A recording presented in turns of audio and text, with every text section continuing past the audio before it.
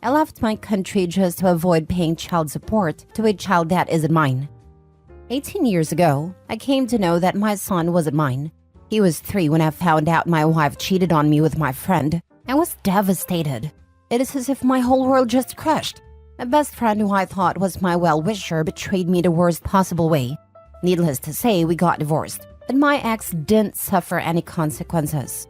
The court doesn't care if the kid is your biological child or not. You have to pay for child support. My ex was vindictive, so she intentionally quit her job so that she could get more money. After 6 months of this, I reached my breaking point. At that time, a work friend of mine joked that I should just leave this country. That's when it hit me.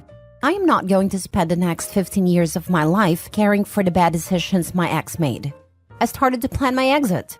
I took out all the money from my bank account, quit my job, and sold my car. I also sold some of my belongings. I never said a word to anyone except for my mom. She knows where I am, and I am 100% sure she won't snitch. The last thing I said to my ex was, I would rather die than pay a single penny to you via text. From there, I boarded my flight and went to a country further away where they cannot find me. For the sake of my privacy, I will not mention which country. But let's just say I came to country A by plane, and from there I journeyed by road to a nearby country. It is a third world country with a lot of greeneries.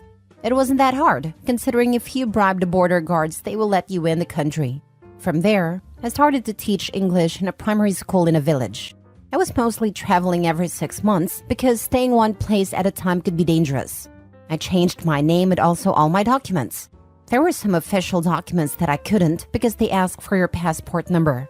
I still work as a teacher, but on the side I have a small side business. I am married to the most amazing and kindest woman I have ever met, and together we have 2 daughters. Now, aside from my mom, my wife also knows about my past life, and she has been really supportive of me. The people in this country have accepted me as their own. They always come forward to help us. This country might be behind in many things, but I do not lack anything. I do not live a lavish life here, but I can get whatever I want if I spend money. Literally, there is a guy for everything. I do miss my home country, my mom, my brother, and my friends. I miss the life I used to have, but I know I cannot go back right now. I do not have social media. I just have one Facebook where I do not post anything, rather than stalk my friends and family to keep up what they are doing. I do sometimes visit my ex's and ex's son's profile. That kid is doing well and studying in med school.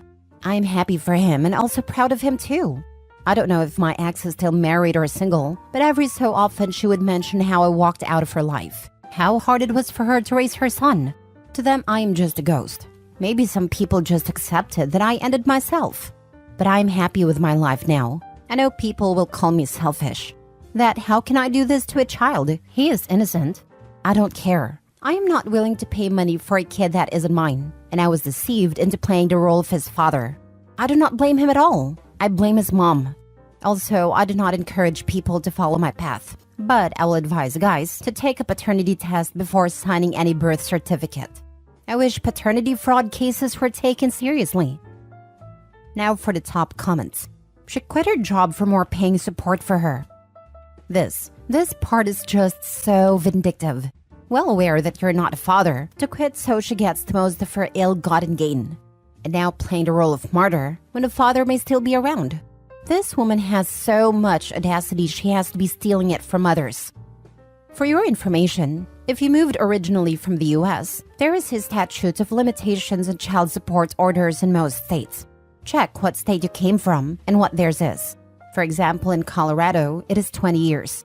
In Texas, it is 10 years from the time the child is 18, and California is none.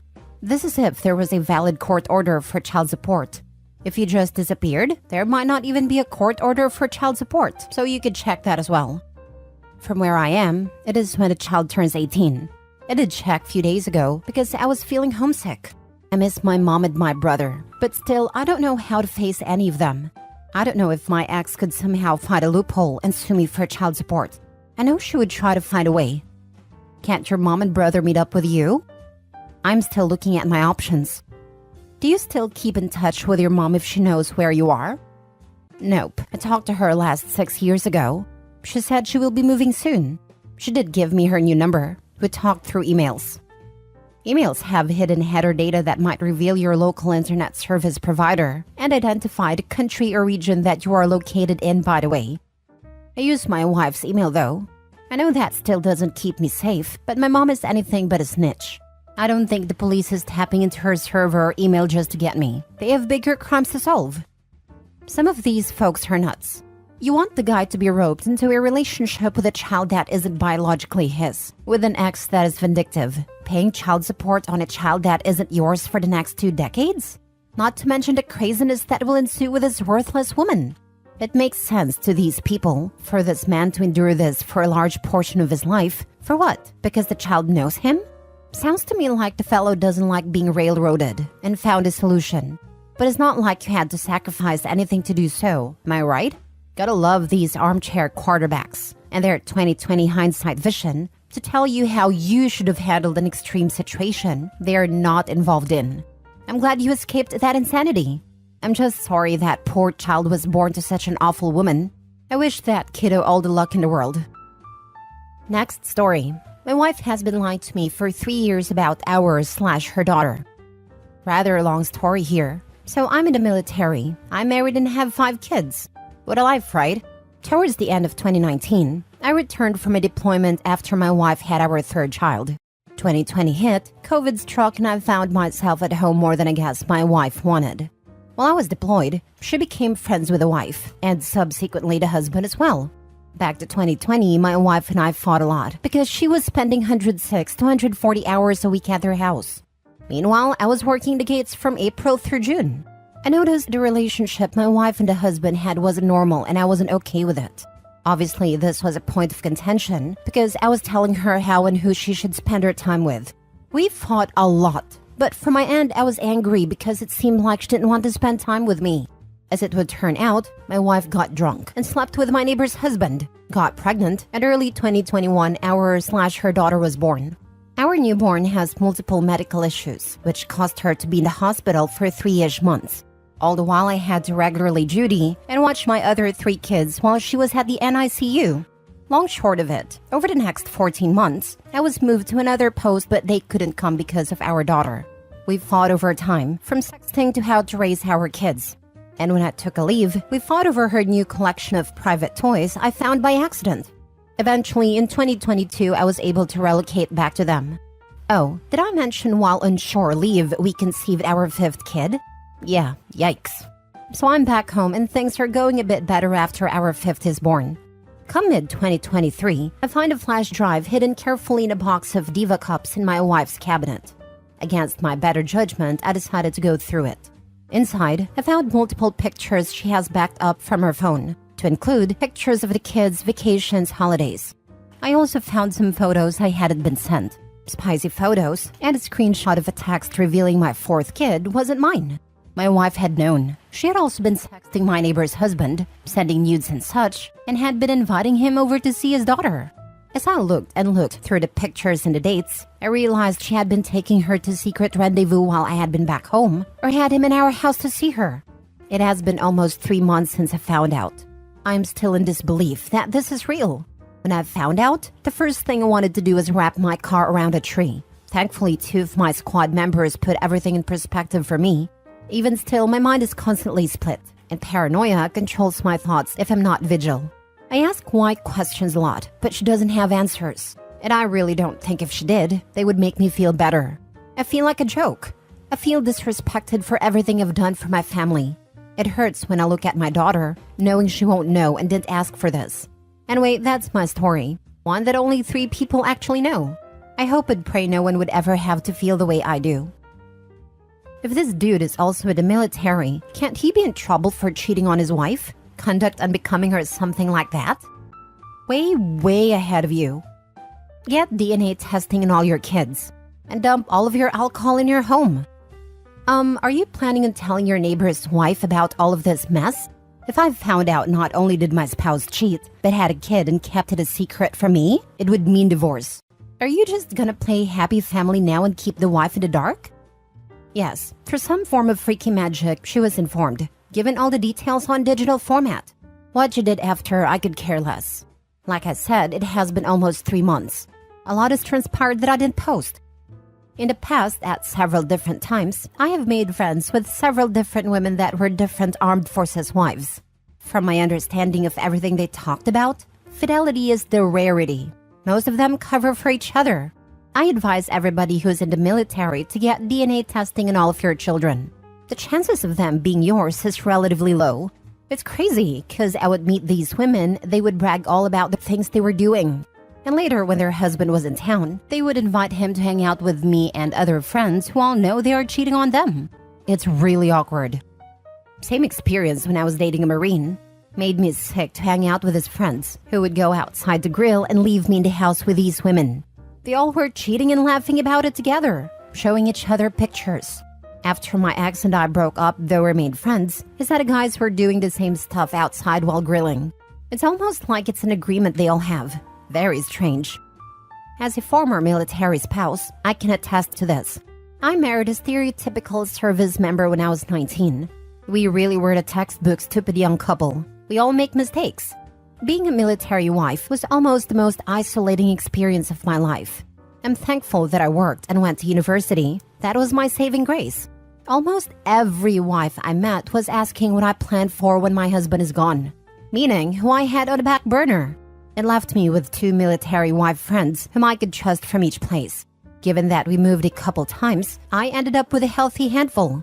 However, to hear those other wives talk, especially those of the senior enlisted and officers, it was disgusting. They were so different when their husbands were around. I always thought there was no way the husbands were that oblivious. I was grateful the guys regularly received STD testing, being in combat MOSs. And these same women had the audacity to get angry over simple interactions. For example, a lower enlisted soldier asked me if I could make the brownies I made a week prior of his birthday coming up. I said sure, why not, and baked them the night before his birthday in a disposable foil pan for my husband to take to work. The next day, my phone blew up with angry messages from his wife. Or another SNCO's wife who quite literally cussed me out at hers and her husband's barbecue because I said, I hope you wanted turkey on your sliders because that's how I made them.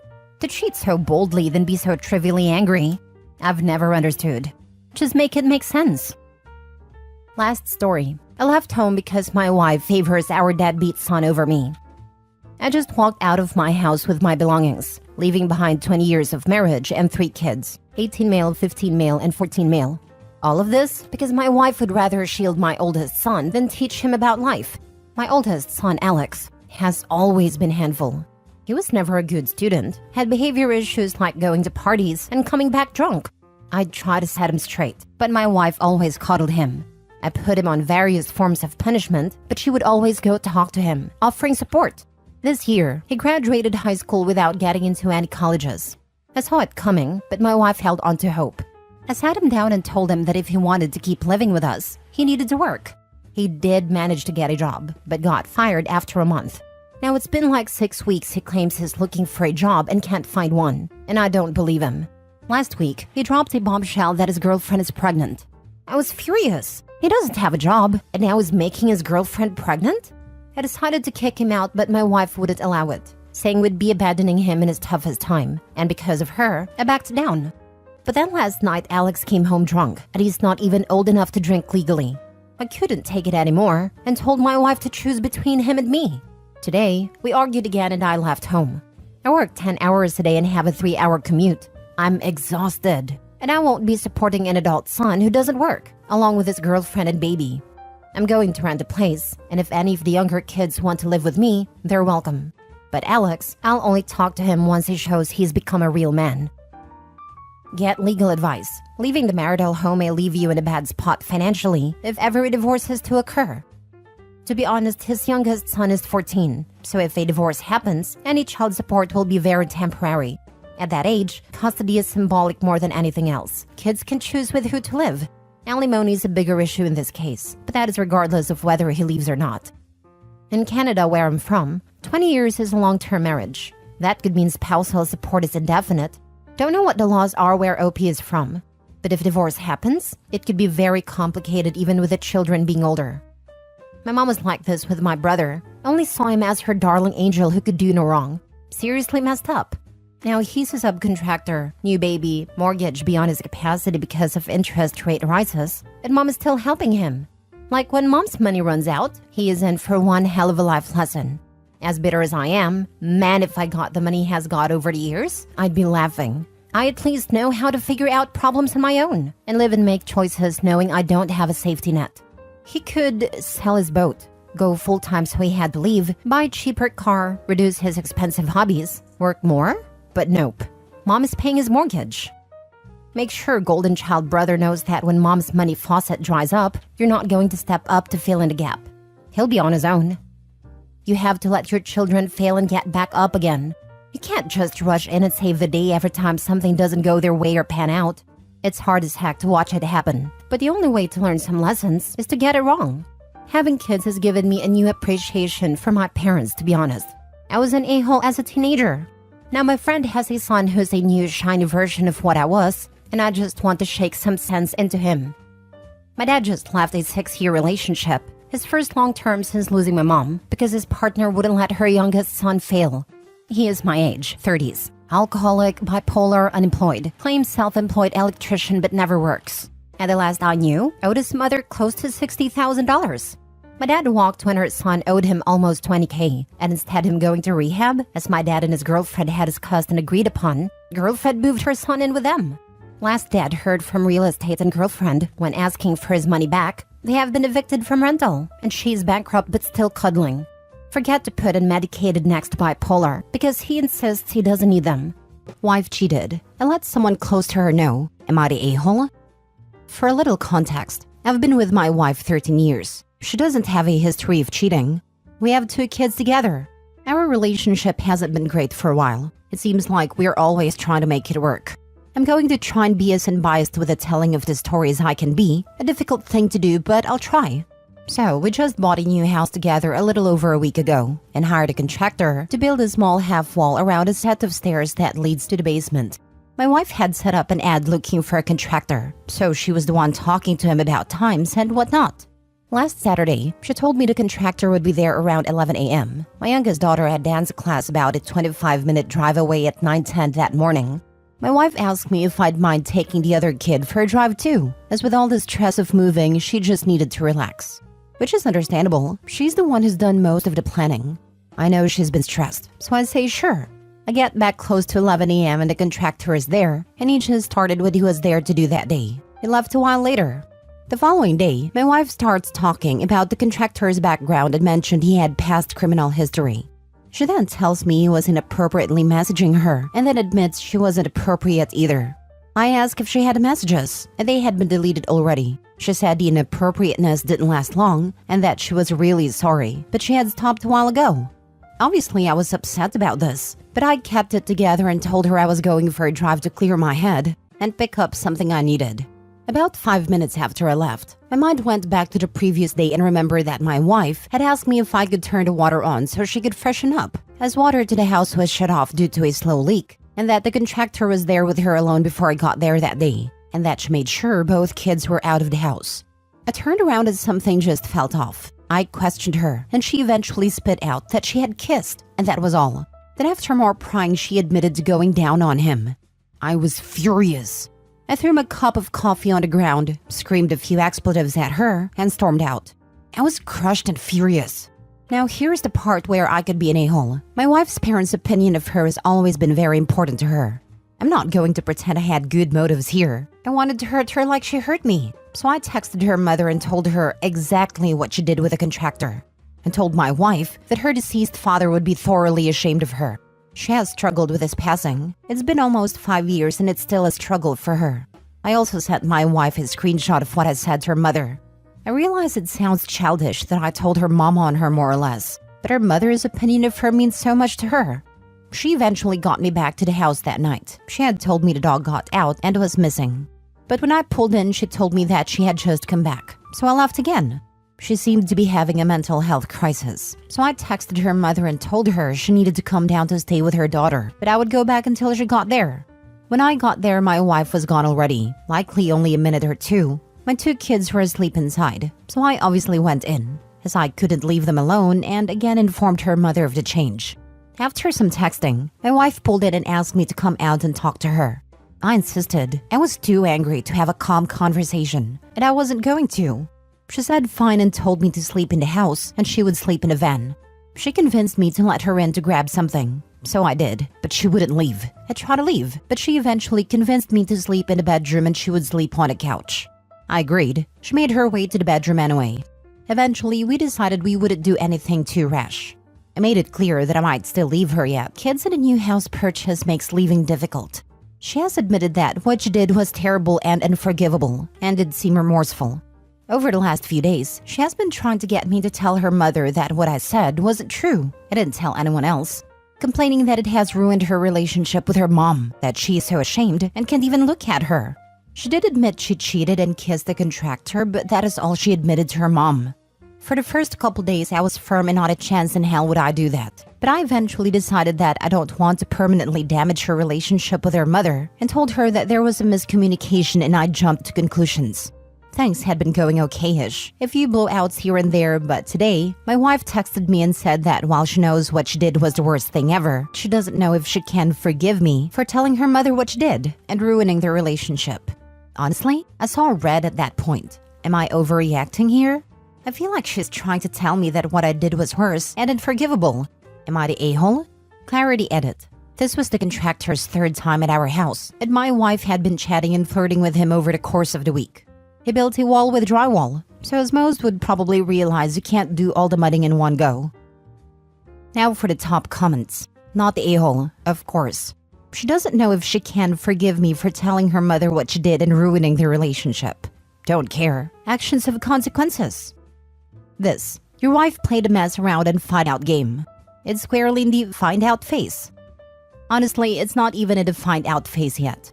OP is being far too forgiving of his spouse's intentional cheating, and she likely felt more comfortable doing it because they had just invested in a major, semi-permanent purchase of a home.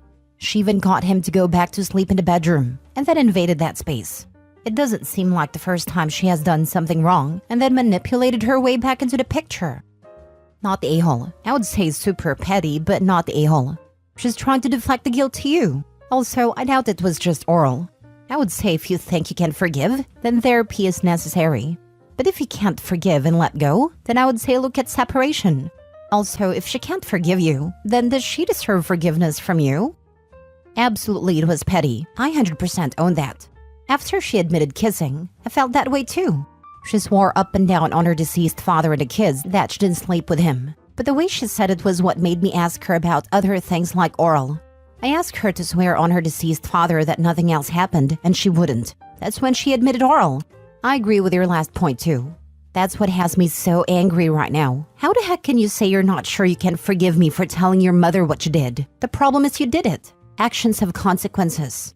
I still think what I did wasn't out of line, but I recanted for her relationship with her mom. Last story. Am I the a-hole for telling my wife no? Original post. My wife, 35 female, and I, 38 male, have been married for 12 years, dated for 3 before that. We have 3 kids, 10 male, 7 female, 5 female. We both work full-time in separate fields. She does some chemistry thing that I don't understand, and I am a manager at a computer repair store my friend runs, and also a short story writer when it's slow. She's definitely the breadwinner bill payer between the two of us, but I bring in the fun money for our family and would be completely listless if I didn't at least work part-time. We also fully own our home because of her job. Also, my parents watch the kids for us during the week when we are working. It's been this way since our son was born, and they've been doing it less since they're all in school. But it's free childcare, and they refuse to accept money unless it's reimbursing for buying food.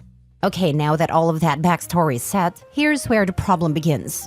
A couple of months ago, my wife started to pepper into conversations about a possible promotion coming up that would get her out of the lab and into a more managed lab team position with less dangerous hours for more pay. Ever since the first time she mentioned it, I've been hyping her up and telling her she's a shoo-in for the promotion, especially since she's been working there since her master's internship and now she has a PhD. Last night, she told me she was getting word today if she got it. After she left for work this morning, I called my boss up and told him I couldn't come in today, and then told my parents the kids were staying with me. We spent the day cleaning the house, drawing congratulations cards, and making a congratulations banner. We also made a couple cards that say sorry and we love you for if she didn't get it. I was working on making her favorite dinner, lobster rolls with lobster bisque because she's a fancy lady, when she got home earlier than normal. Everyone was surprised because no one is usually home at this time, and yet here everyone was. She got tears in her eyes seeing everything we were still working on, got down and hugged our two youngest, and said she got the promotion. Cheering all around. And that's when she dropped the bomb, saying we need to get a realtor in estate 3 away from us so we can relocate within the next 2 months. I was stunned and just said no. We aren't moving for this promotion. In all of her talks, she never mentioned that the promotion wasn't for the same location she's been at. All of our family's here, her parents and mine, all of our friends are here. My job is here. She insisted that she's mentioned relocating before, but I swear she never did. That set off a completely new argument about never listening to her and only hearing what I want to hear, and how this will make it so I can stay home with the kids and not even need a fun money job. During this, I noticed she was typing on her phone, and when I asked why she was multitasking an argument, she said she was texting my parents to get the kids so they don't have to see this. When my parents got here, they congratulated her on the promotion and asked how long until we move. She told my parents the promotion included relocation. I'm typing this on the couch in the basement because I can't face her right now. My parents knowing means she probably did say we would need to move if she got it. I don't want to move. I like my job and our house. I like being near my parents. I know this would practically set us for life, but I don't want to. I know I'm being selfish, and I know I must not be listening when she talks, but I still don't think she should accept the promotion. I still think no. Now for the update. Info. I've been tested for ADD as a kid but did not get diagnosed, though I guess that would be something that can change as I age. I probably should get tested for ADHD, considering she's told me her exact job many times and it refuses to stick in my brain. It's something to do with the environmental testing, like soil, water, etc. It's definitely not incredibly dangerous, but it involves chemicals, so there's always some danger. Info. There were many conversations in general about her possible promotion. Mostly about upgrading cars and electronics. It was never really anything detailed beyond that. Info. I don't actually know why my parents never mentioned it. I should probably ask them at some point. Info. Our kids do have friends in school, though in these few weeks they never really talked about anything with me. It was like everyone was walking on eggshells where I was concerned. My son did say we needed a school with a good soccer team though, so he had some opinions after the argument. Info. When my parents got the kids, she stormed up to our room and I went and hid in the basement. I was definitely being a coward, but I also wanted us both to calm down. It did feel silly asking this forum about this, but I've been here since 2010. I was falling back on previous safe heaven. The next conversation did not happen. That next morning she was acting like I was perfectly fine with everything, and we weren't arguing in the first place. It was weird, but after the argument in front of our kids and venting here, I decided that I would support my wife. If my parents knew we were moving, I was clearly in the wrong. Now for the update. This is of course when things started breaking down. Buckle up, this is going to get stupid. And if you think this sounds like a bad story, you try living it. Within days of the announcement, we had a realtor looking at houses for us near what will be her new office. She was planning on being the one to do a final walkthrough after we picked a house via photos, so she could multitask and get acclimated at the new job location. It was her suggestion, and I did not want to rock the boat any further. Conversations between us were only about logistics at this point. How would we handle moving? When was my last day? Where were the kids getting transferred to, etc.? It was very stilted. At any time I would try to just talk normally, she would ignore me. The next time I had work, one of her coworkers came in with her kid's busted laptop. The screen took some kind of sports ball to the face basically. As I was filling out the intake form, she asked me how our kids were handling the transfer. When I asked her what she meant, she clarified that she was talking about the transfer request my wife put in to the office she's had a promotion transferred her to. I told her that my wife didn't put in a transfer request, but instead was given a promotion with a transfer. She then told me my wife's had that promotion since January and recently put in a transfer request that was approved. The promotion that included a hefty pay raise. When she left, I checked our bank account on my phone and saw that the same amount she's always been paid was still what she was getting. I believed the coworker must have been mistaken, but when I went home, I spoke to my wife about it.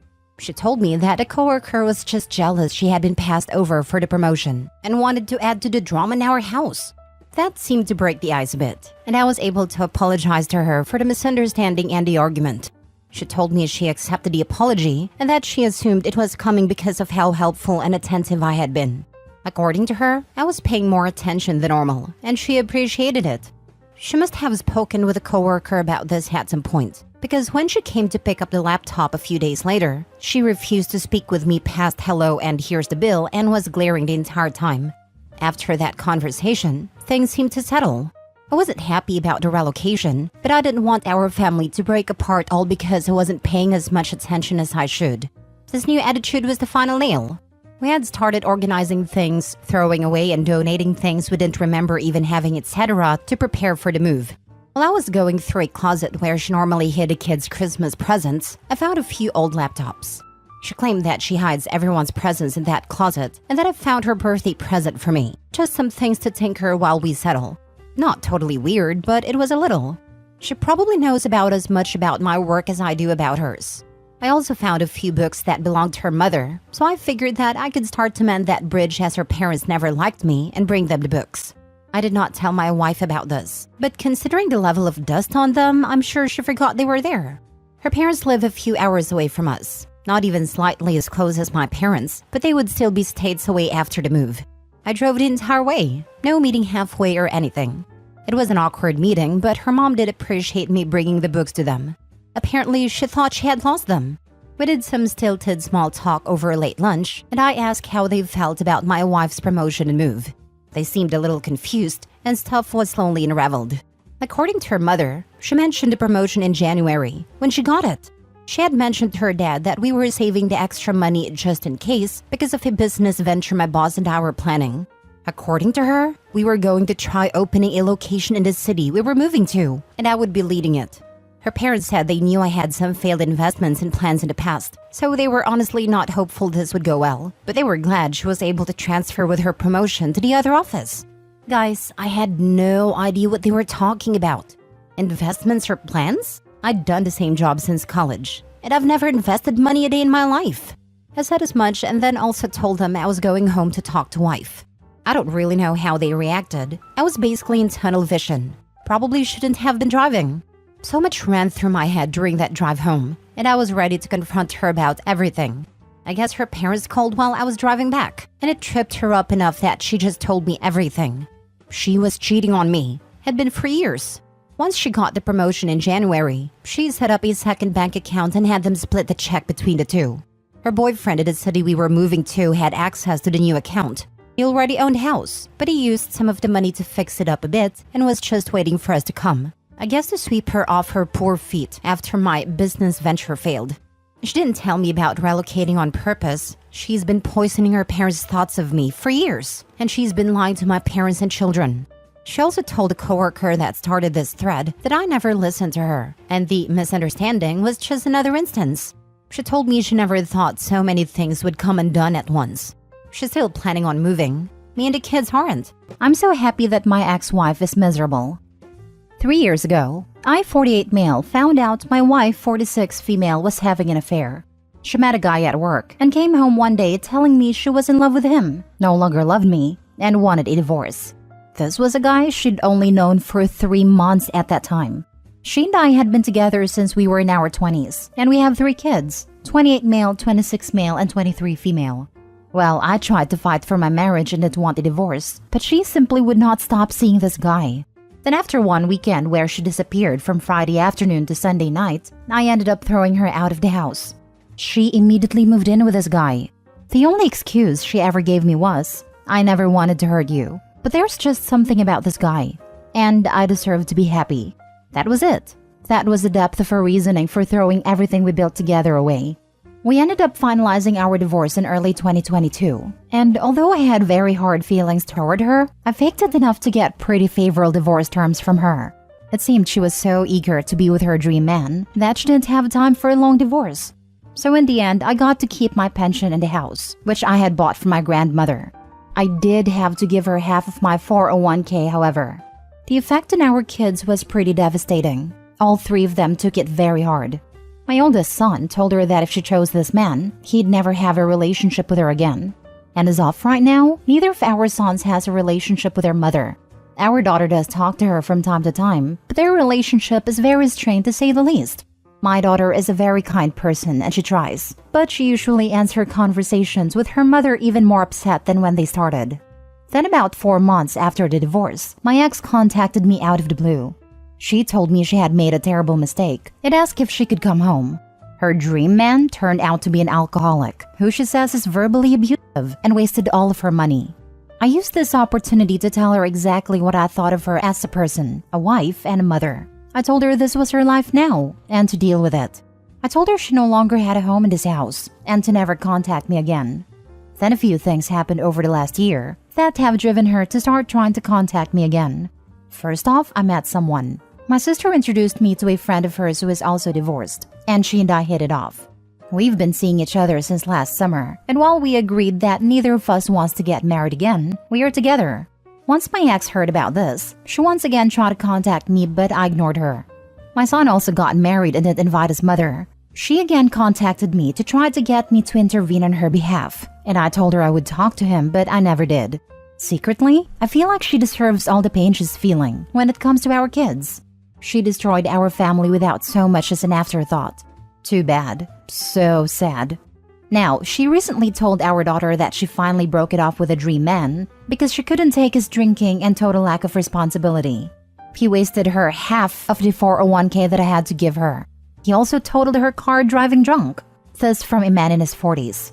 Again, she knew this guy for 3 months and torpedoed our whole family for him. On the face of it, I act like I feel sorry for her, but inside, I really delight in the fact that she's so unhappy. Call me evil or whatever, I don't care. She brought this on herself and it serves her right. I actually had to sit there one Saturday night while she got ready for a date with this guy and laughed on the phone with her friend about how awkward our living situation was. I lived in hell for over a year because of her. Wait until she finds out our son and his wife are going to have a baby later this year. Maybe if she had been able to keep her legs closed, she'd get to meet her grandchild. Enjoy your crappy one-bedroom apartment and your broken-down used car. Me and my new partner will think of you when we're on vacation in Hawaii this summer. Hawaii was the trip my ex and I always planned to take once our daughter finished college. Maybe I'll send her pictures.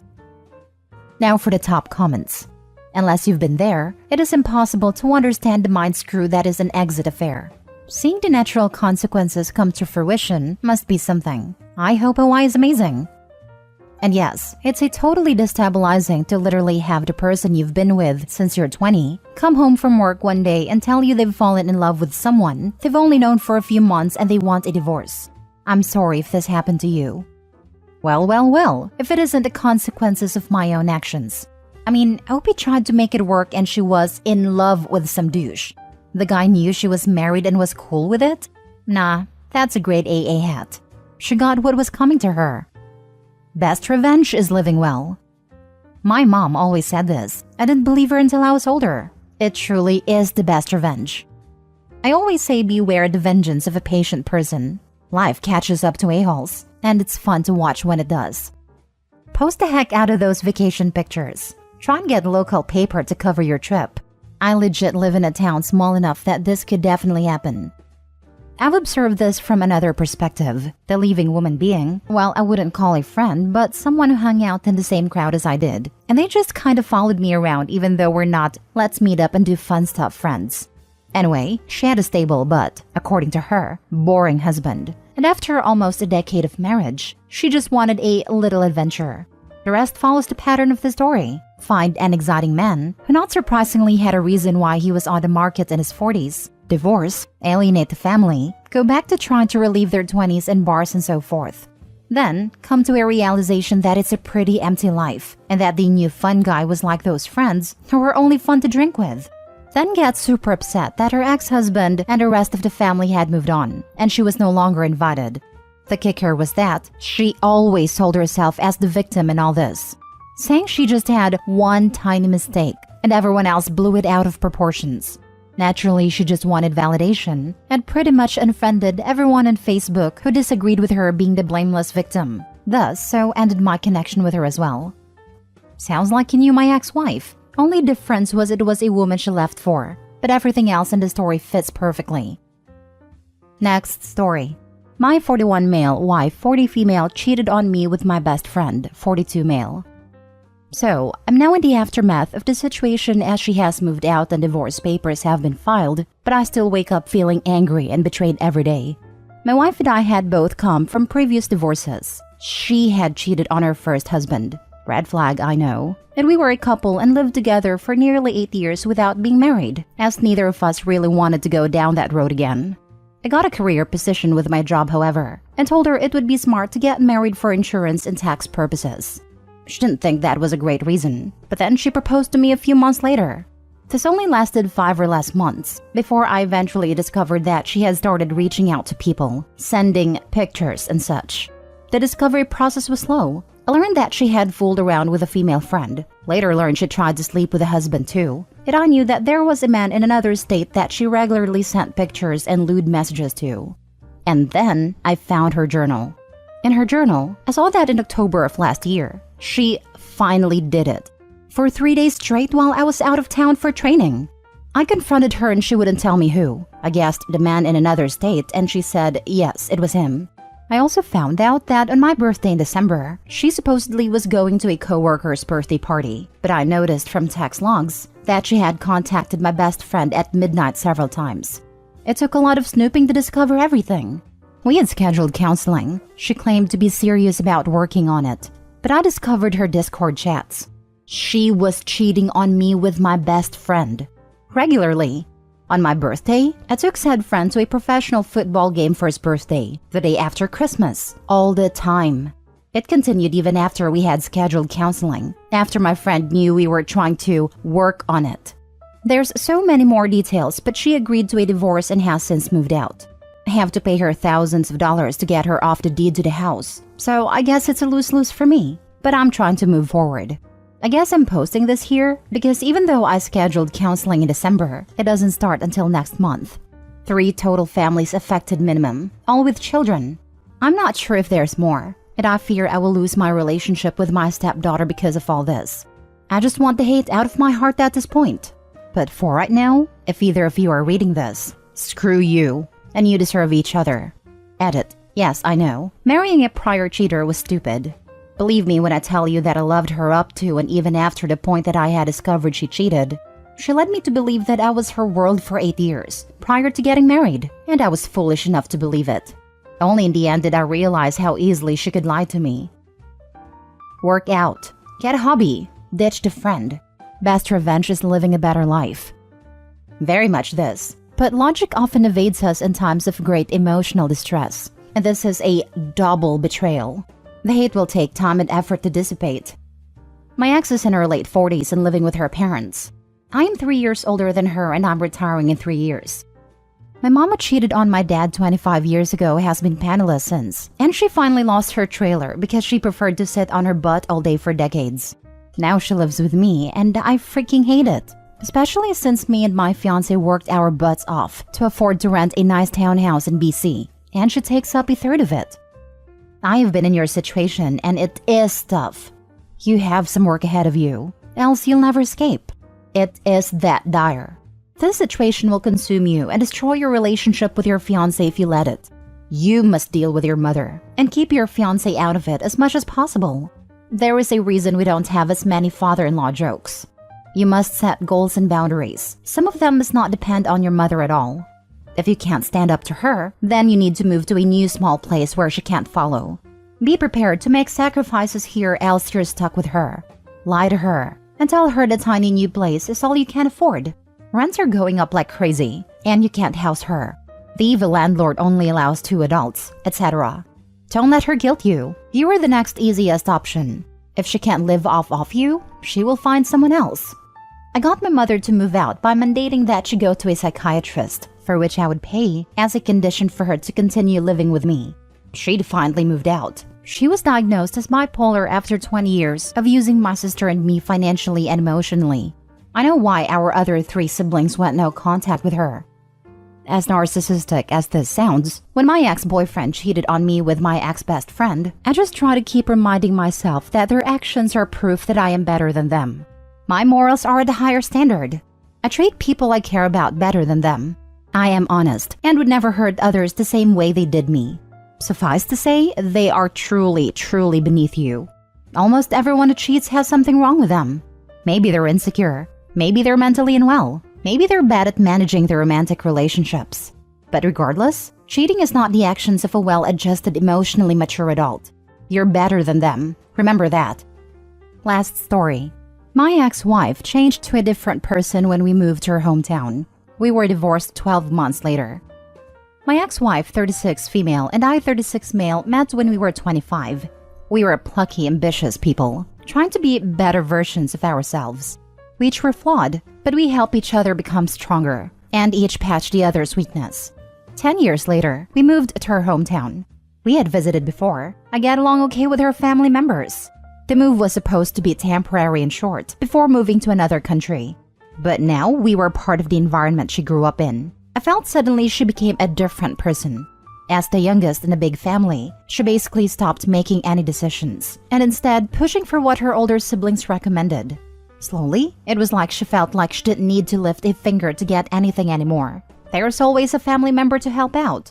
But when we were alone, it became for me to cook, drive her around, take out the trash, etc. Because in my family, we do things for each other. I shouldn't even need to ask you. Suddenly, it was important that we show up to parties with her high school friends. These are people I hardly knew, but it's expected that we attend. It would be embarrassing if we don't. They'll be hurt. When we met, we were going to help each other be better people so that we can then help other people. I helped her gain skills. She helped me gain confidence and assertiveness. And then suddenly, what's important became the opposite. It was about what other people think. It was about talking and showing rather than doing. And my needs became secondary. This became evident when she made the decision that she now wanted to live in this town permanently. Maybe it had always been like this, but I swear that being back in the place she grew up, with all the old relationship patterns, behavior, and mindset, was too much of a change for me to see. I felt like someone I loved, with all her precious values and goals that I admired, was being usurped and slowly being erased. In the early days of living there, I said out loud jokingly, "It's like you are regressing to a younger version of you." 1 year later, it wasn't so funny to me anymore, but no one seemed to see it. Perhaps her family and friends only ever saw this version of her, or perhaps I was wrong in what I thought I saw all these years. I still like to think, though, that it was because of the place, that it changed her into the patterns of her younger self. And one day, if she ever moves away, the woman I knew and admire will emerge again. And then the reason for me leaving will be validated for everyone, for her, and for myself. Edit. I just want to add this detail so that I can let it go as well. I mentioned that throughout our relationship, she had helped me with my assertiveness. One of the things that made me lose hope was when she said, "I know that you're learning to set your boundaries, but when it comes to my family, this is not the time." I've always admired both of her parents, especially her dad, a kind, hardworking, generous man. Since moving, I saw up close a subtle dynamic in which he was doing all the heavy lifting for his wife, and children as well. I saw that his wife was taking him for granted. My husband will do it, etc. My ex-wife saw this and criticized her mom for it, but I could feel the behavior creeping into her, and hence our relationship. Another thing that made me lose hope was when we had her family over for dinner, and she was like, "Cook the food, serve the food, where are the cutleries? What did you get everyone for dessert?" It was the way she treated me in front of everyone. That was one of the last days. Some people, when surrounded by their family, can revert back to that childlike state of mind depending on their home life growing up, especially if they're being enabled. While it would be upsetting for you to have to bear it, I think you've done the right thing for yourself. You're only 36 from your post, and you've still got a lot of life left in you. If my uncle, who's around the same age as you, and has absolutely no social media whatsoever, can get a date, then so can you, if that's what you're wanting. Just don't ever feel guilty for choosing yourself. Oof, this is me when I'm with my family. I revert back to my teen years when my mom did everything. Mind you, I'm a stay-at-home mom that literally does everything for the house. I don't know. My mom enjoys it though, so I let her. It's also nice for me to have someone take care of me for a change in a maternal way. It makes me feel good. It sounds like she was babied her whole life as the youngest child, moved out and was forced to become independent. And now that she's back in that environment, she's reverted back to that mindset as her default. She believes she deserves to be babied and catered to. Otherwise, the whole family does things for each other would apply to both of you, not just you becoming the de facto adult of the situation, while she doesn't do her part to cook or clean. Not sure if it's something she's fully aware of, but if you've tried to talk to her about it and nothing has changed, I think you are well within your rights to divorce, as the qualities you valued in her are no longer present. Am I the a-hole for checking out of parental duties after my wife said I'm not the father? My wife and I have been married for about 4 years. She brought 3 kids from previous relationships into the marriage, while I have none. They moved into my house after the marriage because I live in a better school district. Obviously, we've had our ups and downs, but overall it's been good, until a couple of weeks ago when I woke up and found a large dent running down the entire passenger side of my car. The dent is about a hand wide, starts at the front fender and runs down all the way to the rear tire. I was furious. I thought someone sideswept my car as it was parked on the street. I checked our doorbell camera to see if it recorded anything and was surprised our 16-year-old daughter sneaking out of the house in the middle of the night and driving off in my car. She later returned hours later stumbling into the house. Outside of those 2 events, the doorbell camera didn't record anything else but a couple of passing cars that didn't come close to mine. I angrily showed my wife the recording and told her our daughter needs to be punished. But she said that she'll talk to her. I argued that talk isn't enough, which led us into an argument. My wife argued that the new family dynamic has been hard on the kids, while I argued that it doesn't excuse the damage done to my car. I wanted her to agree to ground our daughter from social media and make her get a job to pay for the damage. We argued for hours, until she said I don't get a say in any punishment because I'm not her father. That ended the argument, and I walked off. Since then, I've checked out of any parental duties. I've been an adult and still make sure the kids are safe and fed, but I haven't done anything a father would do. They had doctor's appointment last week for their checkups because they play sports in school, and I refused to drive them, causing my wife to have to take off work. They start school next week and I've dropped them off ever since they moved in, but I told my wife she'll have to do it this year. She argued she can't because of her work schedule, but I answered a mother would figure it out. She called me a child and to grow up. I think since I'm not the father, I don't have to take on the responsibilities of one, but obviously she disagrees. Am I the a-hole? Edit. My wife wants me to report it to my insurance as a hit and run. She said that way no one has to pay for it. I argue that I'll have to pay for it in the long run because they'll jack up my rates. I'm not ignoring the kids, and I still talk to them daily. I just don't do or make any parental decisions like I stated above. Also, the other day, our son asked me if he should play basketball or football, and I told him to go ask his mother. My wife wants me to report it to my insurance as a hit and run. She said that way no one has to pay for it. Insurance fraud is a crime. Don't do it. Also, you had better report the theft of your car and the accident to the police. She obviously hit something with it, and there's a good chance a camera somewhere recorded your car, and it can't be traced back to you. Then I think you should separate. Her daughter committed at least 3 serious crimes: auto theft, drunk driving, and hit and run. She has put you at risk of being sued and possibly arrested. You can't live in a home where that behavior isn't dealt with. This accurately describes the can of worms your wife just threw into your lap. Wife is more interested in covering the ass of herself and daughter than doing the right thing. What's the bet that the talk she would have had with a daughter would have been nothing? Not the a-hole. Your wife doesn't get to pick and choose when you get to act like a parental authority. She's also wrong about the hit and run scenario. If you get it repaired, you'll have to pay your deductible, and it will jack up your rates.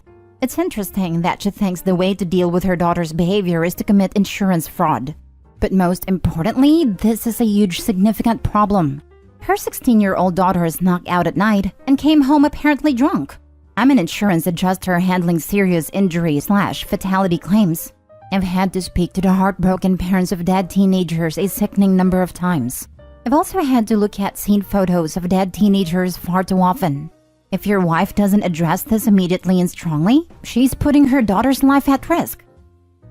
Next story. Am I the a-hole for not making my fiancé's breakfast correctly on the first try and then getting upset by her comments after?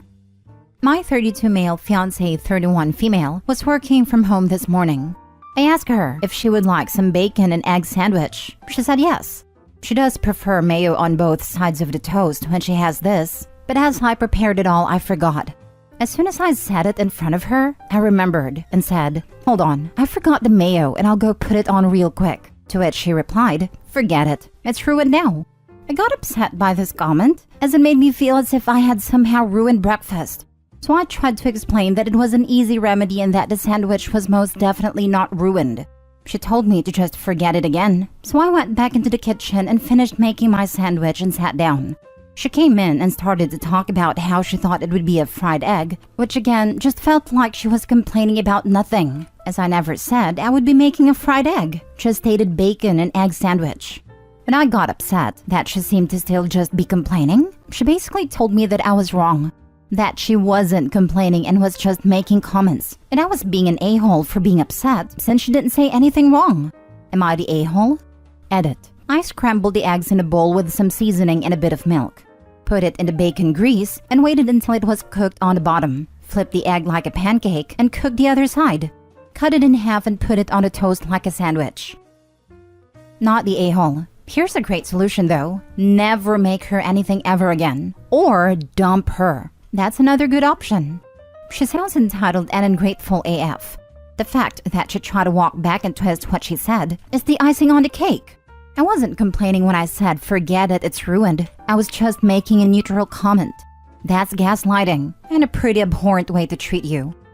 Not to complain, but you completely ruined this sandwich for me. Not criticizing you, just saying. Or my absolute favorite. I'm just stating facts. I'm not complaining. It's just completely ruined is all. Hey, you know her saying it's ruined repeatedly isn't okay. Respect yourself.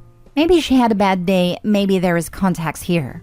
But if she's just like that, spitting in the face of your kind gestures, then she's not good enough for you. Not the a-hole king. Yeah, if this isn't a pattern of behavior, I'm curious as to what caused this.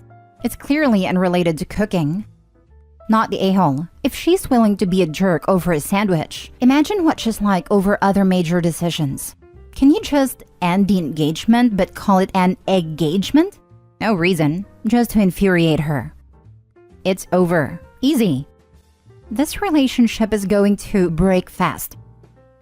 Edit 2. I appreciate everyone's thoughts and concerns. I had no idea this would jump up to almost 400 comments in an hour. Please feel free to keep commenting, but I apologize if I no longer reply. I feel like I got the answers I needed and will be having a deeper discussion with my fiancé tonight when she gets off work. Thank you again, everyone. You have all made me feel a lot better and given me the knowledge I believe I need to move forward. Next story. Am I the a-hole for refusing to keep doing chores for my wife? I'm 28 male and have been married to my wife Bella, 28 female, for 5 years. We both met and went to the same college. She pre-law while I was doing animation. She graduated top of our class and went to a T20 law school. While she was in law school, I had a lot of trouble finding a job in my field. Or a job at all, really. I ended up working in a kitchen as a line cook to help support us, in addition to loans she took out while she was going to school so she could just focus on her classes. Bella got a very good job in a different state after she graduated, so I quit my job and haven't gotten another one since.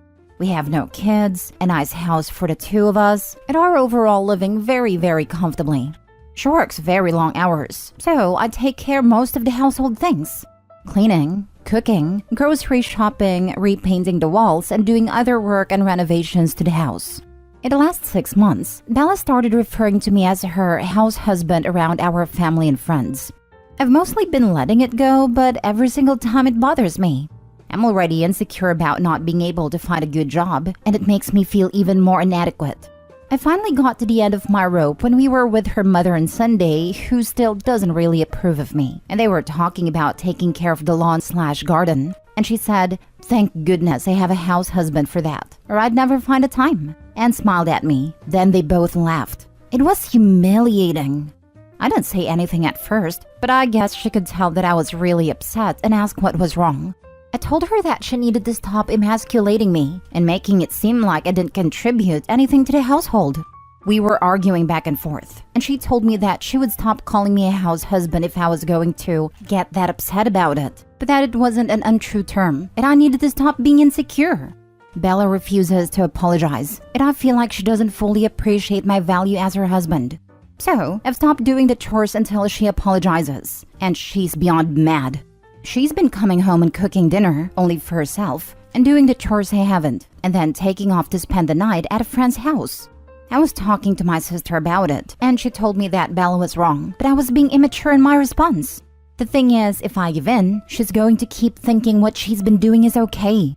I don't even know anymore. Am I the a-hole? Now for the top comments. Darling, you are a house husband. There is absolutely nothing wrong with that, or being a housewife. Why do you believe that it is a put down or emasculating? It is an equal contribution to your family and household. It holds value. It permits your wife to work longer hours at her job without trying to also maintain the household. If you're truly unhappy in that role, do something about it. Look for work in your chosen field or look into going back for new qualifications. You're the a-hole for getting upset about a factually correct statement. Nah, as a housewife myself, I'd be so annoyed if my husband said he had a housewife to take care of stuff. If it was, I'm so glad the wife takes care of all of that. It would be fine. But to reduce your spouse to just their position rather than a person is demeaning. I agree with you, though I do think OP abandoning his position as a house husband to manipulate an apology is what makes him the a-hole, not being upset about it. It's an immature way to go about it, especially considering she has committed to not refer to him as a house husband anymore. Tone is important. Thank God I have a house husband or else I'd never find a time to garden. Isn't exactly a compliment when it's followed by laughter. The same exact way that someone being a housewife isn't a big deal, but going, thank God my wife is a housewife, so I get to come home to a nice meal, is kinda condescending. It's like referring to your wife as my housewife instead of my wife. Exactly this. My mom would be extremely proud that her husband relies on her for a hot meal, and she loves being the housewife. Me? I'd feel degraded. Not that there's anything wrong with the label, but we can't always control how we feel about certain things. I'm more career-driven, and I suck at the domestic stuff around the house. But to be honest, my heart isn't in it anyway. I hate cooking and cleaning. So if my husband ever said something along those lines, I would feel like he's taking a stab at me to make me feel bad about myself. OP never aspired to be a house husband. He's just doing what needs to be done. But a label makes him feel like that's his duty and he should be proud, but feels bad because he doesn't. I get it. He never envisioned that for himself, and so any comments made towards it is very sensitive. He sacrificed his dreams to land on that role. He didn't aspire to be a house husband. It hits different. Last story. Am I the a-hole for serving my 30 female sister-in-law, 32 female, dinner on a kid's plate? My husband and I have family dinners at our house every month or so with our family. I have some sets of fine china that I like to switch out between the seasons that I've inherited from my grandmother. When we have our get-togethers, I serve dinners on these plates. My mother-in-law compliments them every time. My sister-in-law, however, has made comments to me that they're not her style. I honestly didn't think twice her comment about it until this past February when one of my plates was put in the sink, broken. Chalked it up to an accident. In April, we had another dinner. This time, sister-in-law was carrying both her and her boyfriend's plates to the sink and accidentally dropped both. Again, no biggie at all. In May, she broke 2 more plates. And in June, she broke a plate and a cup. At this point, I was catching on, so I brought up these concerns to my husband and he brushed it off as accident. I told my mom, and she said she thought my sister-in-law was doing it on purpose and got me a camera to put in my dining room. In July, we had dinner and I had an opportunity arise. My mother-in-law, sister-in-law, and her boyfriend joined us for dinner. While our plates were still on the table, my mother-in-law asked how many plants we're doing, and I said I'd show her. I told my husband to follow us outside so he could show her the plant is growing, leaving sister-in-law alone with her boyfriend. When we came back inside 5 minutes later, her plate was broken. When they left, I pulled up the camera footage. I saw her stand up when we walked out and peek around a corner, and then throw the plate on the ground. I kept this video to myself. That brings me to this past weekend. We had our family dinner and we were joined by my in-laws, sister-in-law and her boyfriend, as well as my parents, siblings, and niece. I served everyone, saving evil sister-in-law for last. I brought her food on a child's plate with a sippy cup and got those kids silverware with the plastic handles. She looked at me confused and said, I think you mixed my plate up with your niece's plate. And I said, no, my niece is responsible enough to eat on a grown-up's plate. If you're going to act like a child in my home, I'm going to treat you like a child in my home. She tried to play coy, but I had my iPad ready and played a video to everyone at a table. She started sobbing, swiped the kids' plate off the table, and stormed out. My in-laws both apologized and offered to pay for replacement plates, but I told them not to worry about it. Despite this, we still had a nice time. When everyone left, my husband told me I was out of line and cruel, but I told him that this has been happening for months, and I've told him it was bothering me multiple times. It's Wednesday. He's still being a little too cold to me, and I also got a text from my sister-in-law's boyfriend asking me if I would apologize to her because I really embarrassed her. I sent him the video again, and he left me on red. My husband just called me to ask if I was taunting her boyfriend because his sister called him crying that I was. So, am I the a-hole? Not the a-hole. You're amazing. You have nothing to apologize for. Your sister-in-law does have lots of things to apologize for, though. I do feel bad that I embarrassed her. I spoke with her mom today, and she and my father-in-law have my back, and that I should demand her to pay for the plates. And if she doesn't, they would. But I'm not going to make anyone do that. I got them from my grandma, so they were special to me. Money can't help the sadness of not having them back. That makes me so angry for you. I'm very sorry that she did that to your plates. Hopefully you still have the remaining set to remember her by. I'm glad your in-laws are on your side. Just remember that she embarrassed herself. She's a grown woman. Not the a-hole. Your husband and your sister-in-law's boyfriend are a-holes, though. You inherited those from your grandmother. Sister-in-law has something seriously wrong with her mentally. Who breaks someone else's plates just because they aren't her style? Who cares about someone else's plates? It's a plate, and it's not her house. She's behaving like a child, and she deserves to be treated like one and called out. What a psycho. Does she display any other type of aggressive behaviors to you? She sounds jealous and is throwing a tantrum like a toddler. We were totally fine before this. We've never been like super close, but close enough to grab a coffee and get our nails done together. I've been married into the family now for 6 years, and I love my in-laws. She was mildly passive-aggressive in May when she asked if her boyfriend could live with us while they were having a small issue, but it was my husband that said no. But this would have been during the plate and cup breaking. Am I the a-hole for not wanting to give my last goodbye to my sister, female 29? I, male 28, left home at the age of 18 because my sister, female 29, 19 at the time, accused me of hitting her in order to cover her abusive boyfriend. Since she was the lovely baby of my dad, he of course believed her and told me to leave the house or he would make sure I will spend half of my life in jail. In that moment, I didn't want problems, and the shock of the moment made me want to leave as soon as possible. My mom said she didn't believe me either, but she gave me some money to live for a few months, which gave me time to get a job and rebuild my life. I know it wasn't easy. I planned to end my life with my sisters as a revenge, but finally I found some peace in my life. I finished a degree in a public university, got a job, and I'm now married to a woman who supported me in my darkest moments. Then last week, my mom contacted my wife via Facebook, the most popular social media in my country, to talk with me. I figured since she helped me, I owe her a favor, so I decided to talk with her. She told me that my sister is dying, that she got cancer in terminal stage, and that there is nothing more the doctors can do now. And all she wants is to apologize and to make things right before she passed away. I of course told my mom my sister could go directly to hell. I owe my sister nothing, not even peace in her last moments. I practically said everything I wanted to say to her in that moment a decade ago.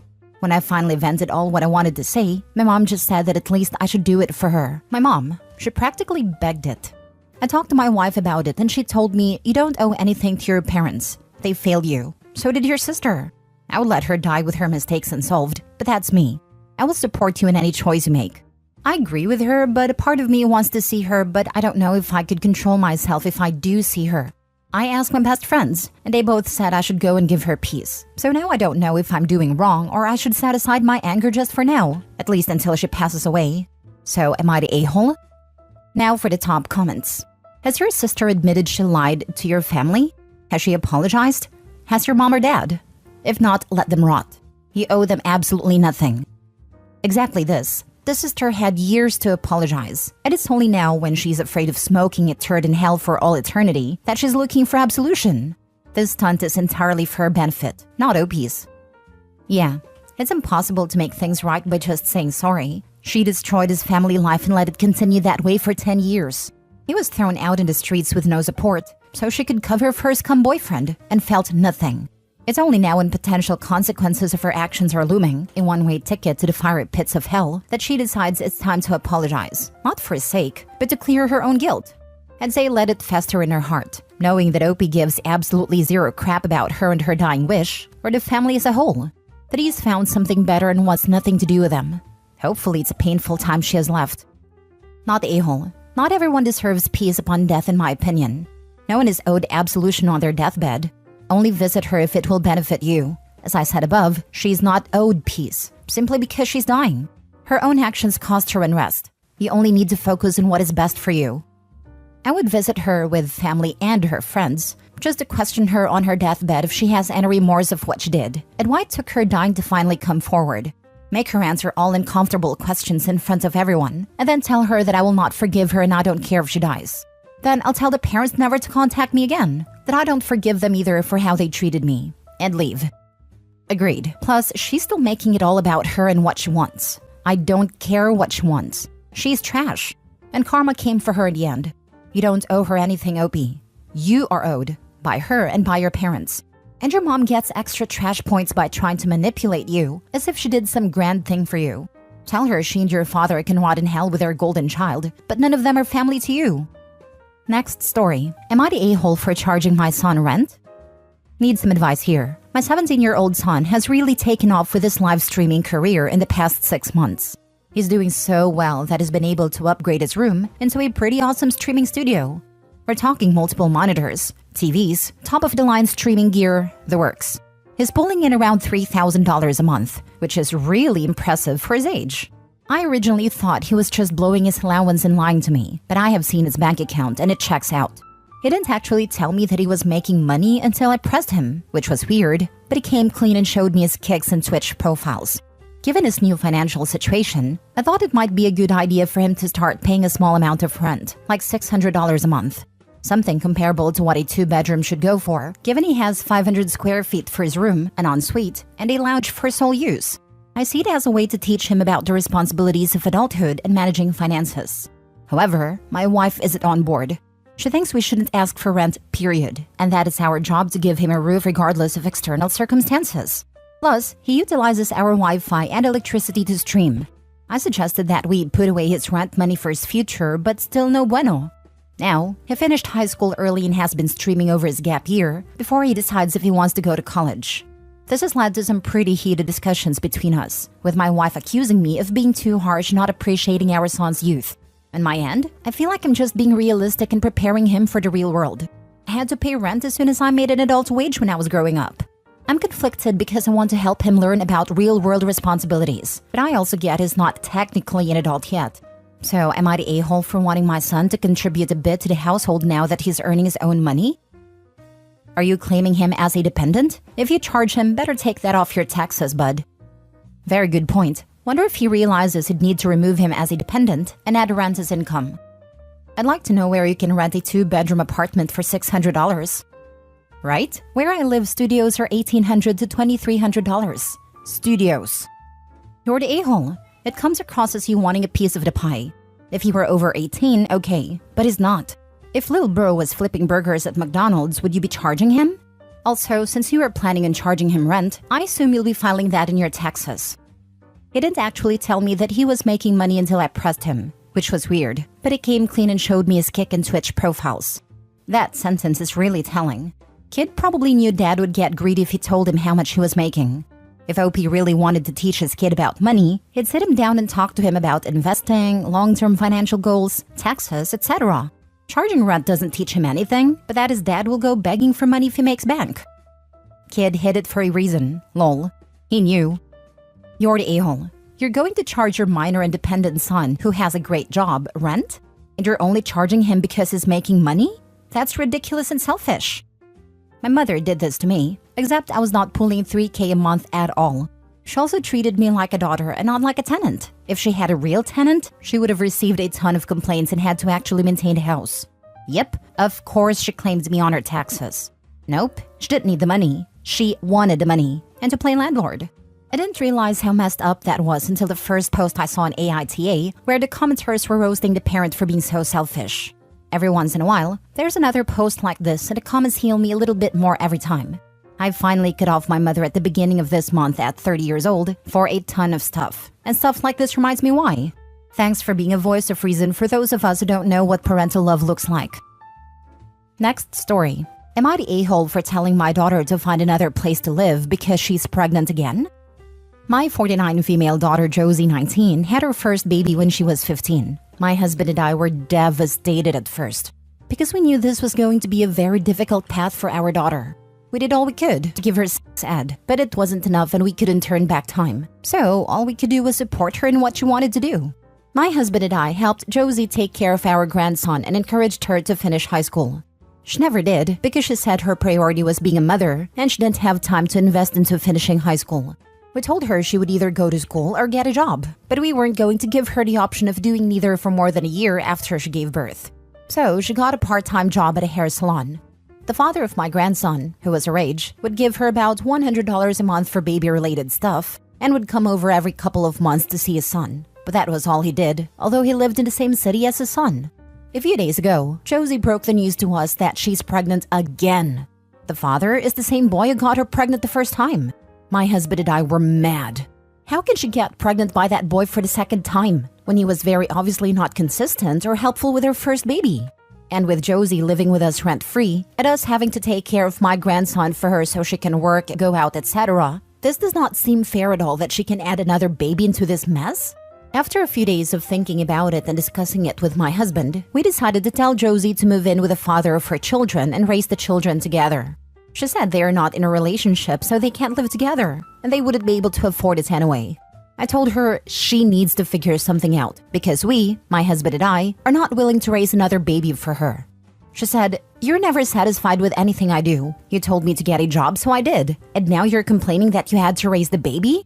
You wouldn't have had to if I didn't have to work. I can't do both things at once, and I definitely can't raise 2 kids on my own at work. What 19-year-old can do that?" I replied, "We tried to teach you how to be responsible after your first baby, and we did all we could to be there for you. You clearly haven't learned a thing. It is not our job to keep picking up after you. So, before your baby arrives, discuss living arrangements with the father and figure something out." She has been crying and not talking to us since.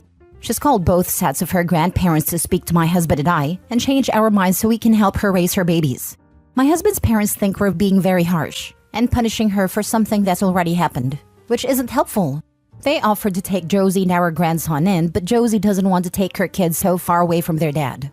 My in-laws are saying we'll regret abandoning our daughter and that we should be showing her a better example of unconditional love.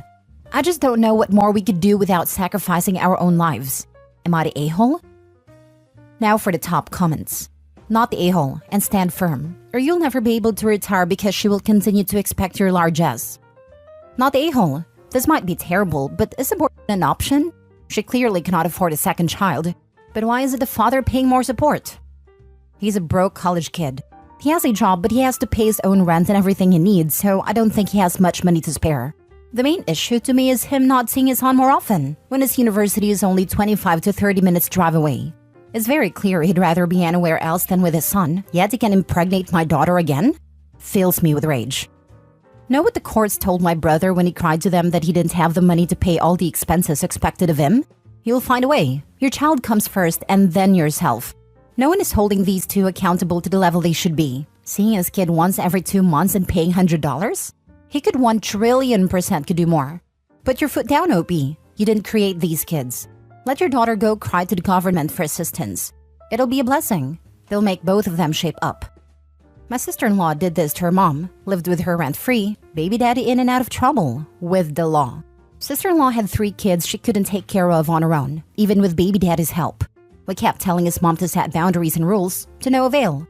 Fast forward a few years later, mother-in-law is dying of cancer and asks her son, my husband, to take care of her sister. Yeah, big fat no. They had years to get a full-time job. She had free childcare. Her mother would watch the kids. Still didn't get a job. But she leached off of her mother so much she died totally broke, and the other siblings took care of her in her final weeks. And the leech of a daughter didn't do a damn thing to help in any way, shape, or form. OP needs to be willing to die on this hill if she really wants her daughter to be able to take care of herself. Not the a-hole. Her grandparents can either foot the bill for her to elsewhere, or let them move in with one set. Your daughter is 19. She fooled around and found out. Twice. Not twice. She fooled around twice but only found out once. Had she found out the first time around, there would not have been a second time.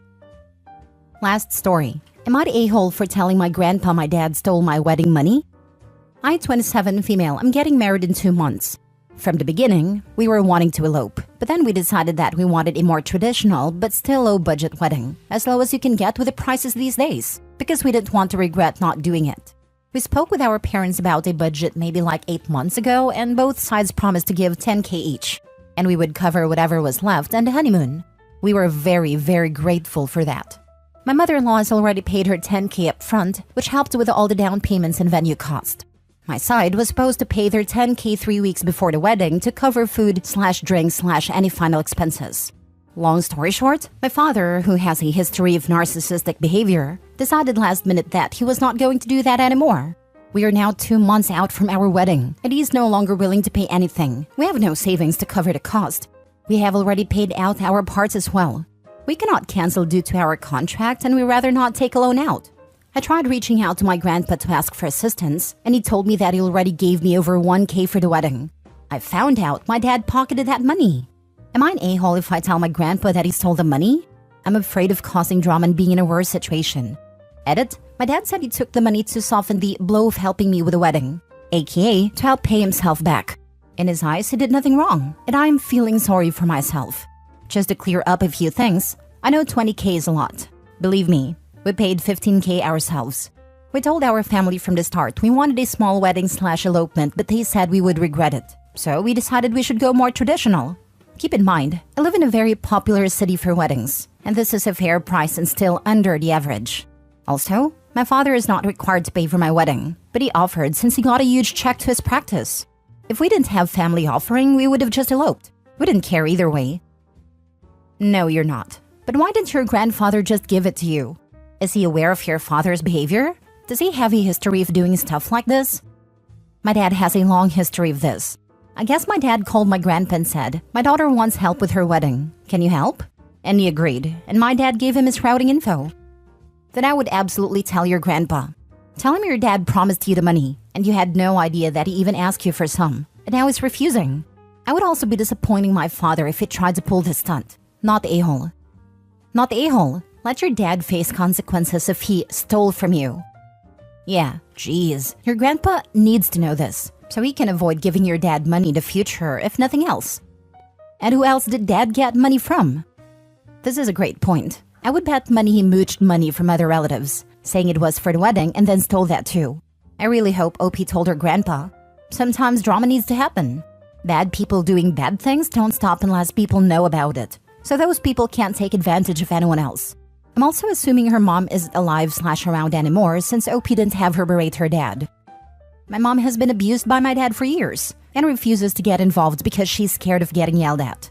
She's a shell of a human after 30 years of marriage. Am I the a-hole for telling my friend she should have seen her husband and her friend's affair coming? Background. I, 35 female, was friends with Julia, 35 female, and Alex, 34 female. We have been friends since college, but our tiny group expanded from 3 to 7. This story is about Julia and Alex. 2 years ago, we all came to know that Alex was having an affair with a married man. Her excuse was that he wasn't happy. That is why he is seeking outside validation. I advised her to stop it, and this is not healthy because he will not leave his wife. She didn't listen. Rather, accused me of being a bad friend. All of my friends were against it, but to them it was not my monkey, not my circus. So, I contacted the wife and told her everything. I knew who the wife was because the married man once introduced us. And everyone in my friend group turned against me, especially Julia because she thinks I betrayed my friends. She stopped talking to me because if I can betray a close friend of mine, then I can betray her as well. Alex was heartbroken because the married man decided he wanted to work on his marriage, so he broke things off with Alex. Julia was with Alex, and I was shunned from our group. What happened now? A few weeks ago, I got a call from Julia. She was crying and telling me that Alex betrayed her. She has been having an affair with her husband, and that she is heartbroken because she has supported her, and this is how she repays her? Even our friend group is divided. I was angry at that moment. I mean, she ignored me for 2 years, bad-mouthed me, said that I was wrong. I literally warned her that Alex was toxic. So I told her that she should have expected this from Alex. I mean, did she really think she will show loyalty towards you when she already did something immoral before? I knew the moment she made excuses of having an affair with a married man, her morals were compromised. I am not religious, but I do have minimum respect towards other people and their feelings. And suffice to say, I am not surprised she went after her husband. I do think I went too far, because some of my other friends said I was too harsh on her. Even if what I said was the truth, I should have been more sensitive, because she is going through a divorce.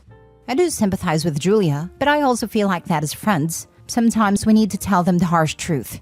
I know I said all of this when I was angry, but a part of me says she needed to hear that. Was I wrong? Now for the comments. Not the a-hole. She's responsible for ostracizing you from the group because she'd rather support the cheater than comes to you for sympathy when that backfires on her? You're better off without these friends. Yeah, how in the world are they divided when one friend went after another friend's husband? Kudos to OP for telling the wife before.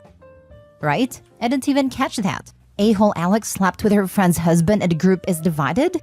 I guess once you've gotten used to accepting a cheater's excuses, it gets hard to draw the line. Not the a-hole. Don't get sucked in.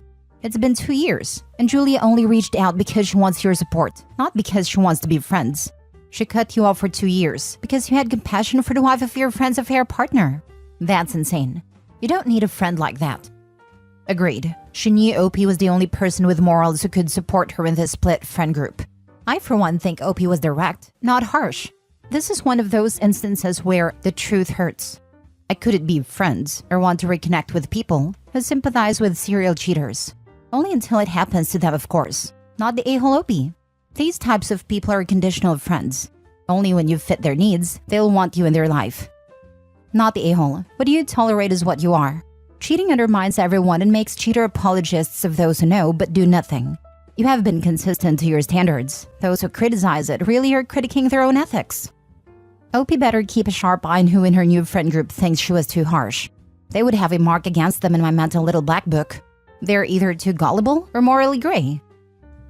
Next story. Am I the a-hole? Told my sister her husband is sus. My sister has been having a hard time with her husband. She's the breadwinner and mom of their 2 kids. She works really hard all the time. And him? Not at all. He was unemployed for 10 years and only after COVID got some call center job. Lately he has been accusing her of having an affair. It's really taking its toll on her. It's obviously not true, and she does not have time for this crap. He's been doing this for years. They had kids and the accusations stopped, but they started again a few months ago. She asked me for advice, and I suggested that they have the Live 360 app on their phones, so he can see where she is at all times to prove he is talking crap. Not the best suggestion, I know, but when I suggested divorce in the past before the kids and it didn't go down too well, as my sister is an asshole, a person who constantly asks for advice, yet always does the opposite of what you told them. Anyway, I suggested this app to hopefully buy her some time to think, etc., etc. She told him about it, and he immediately shut it down. Refused to have the app, and as far as I know, the accusation ceased immediately. I found this suspicious. If you're so convinced she's cheating, wouldn't you like to track her whereabouts? Unless you yourself have something to hide, and therefore don't want to be tracked yourself. I told my sister this, and now she's upset with me, blocked me, and told me to stay away. Am I the a-hole for getting suspicious? Edit. I was in her position once, so felt totally qualified to help when she asked. I eventually left my ex, as turns out he was the one cheating. Since my sister wants to put up with this, the tracking app was the only viable advice I could give. But I'm staying out of it now.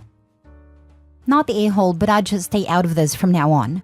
I agree with you that he sounds suspicious. Maybe he's projecting. I don't know. Your sister is apparently repeatedly asking for your advice, so it's not like you're butting in or inserting yourself where it's not wanted. But I recommend not engaging in this topic any further.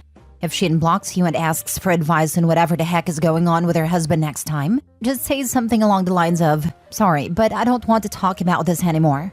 This couple needs therapy, not you." That's my plan. To stay out of it from now on.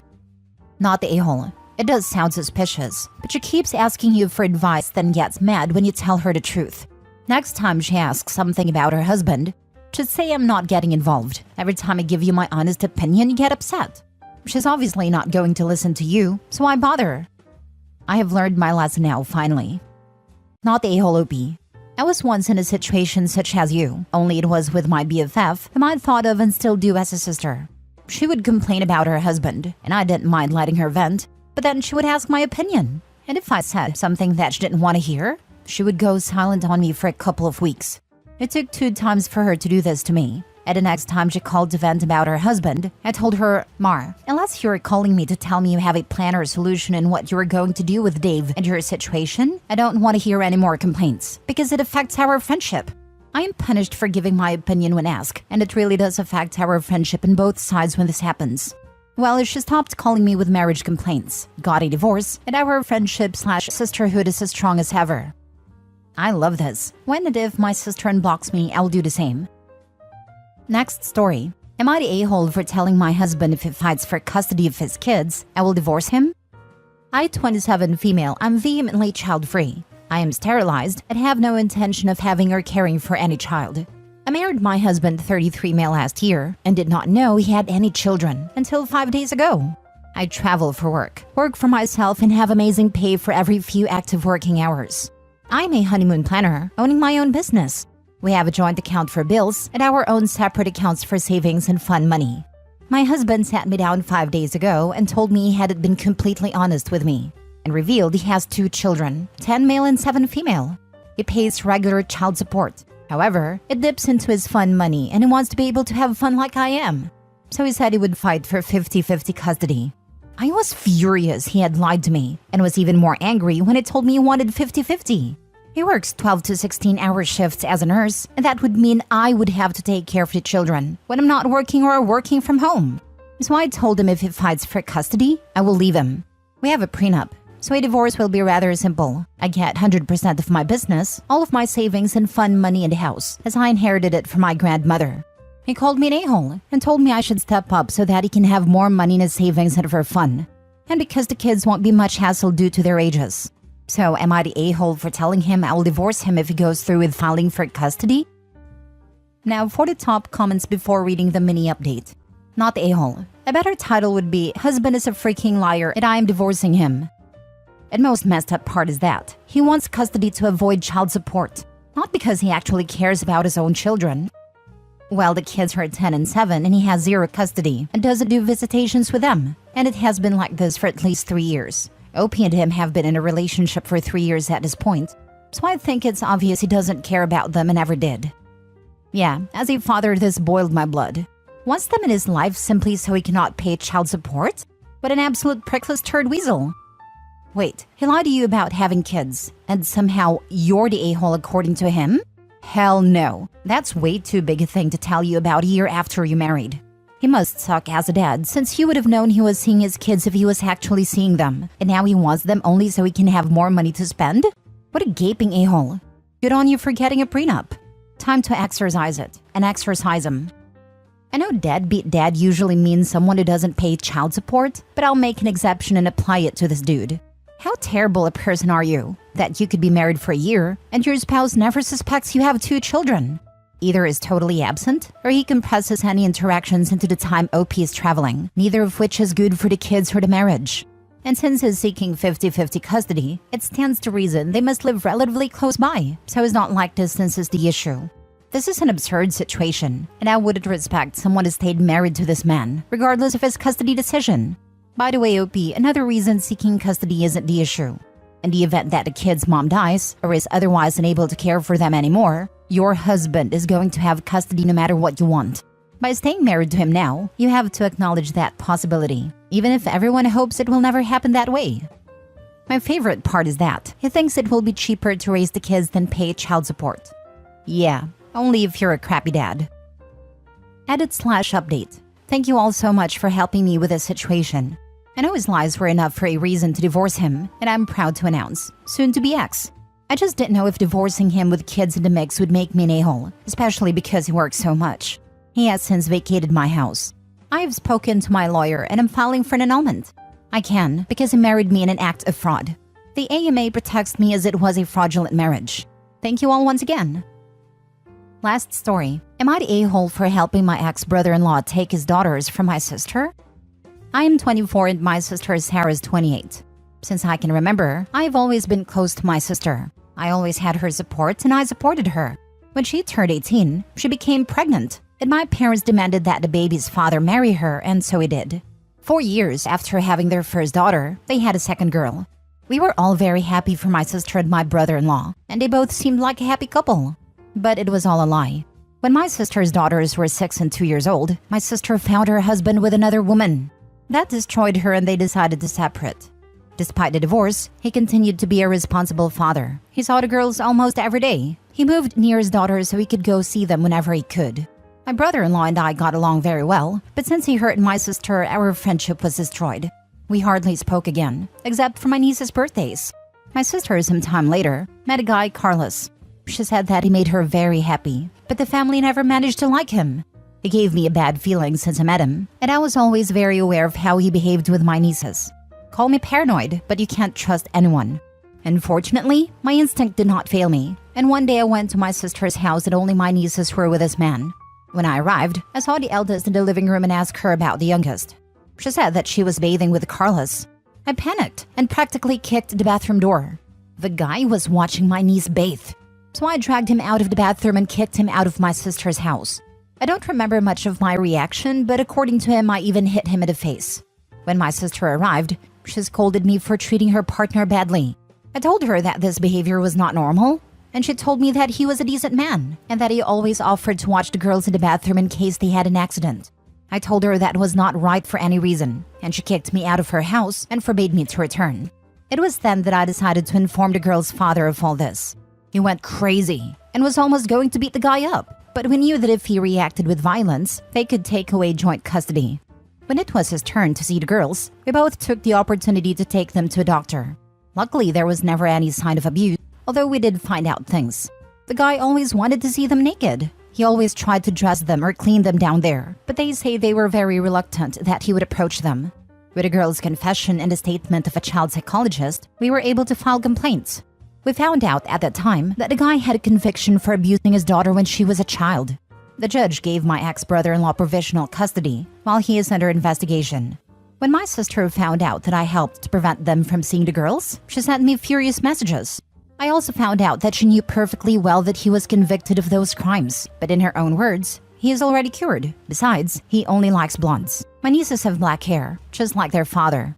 I felt so disgusted by these comments.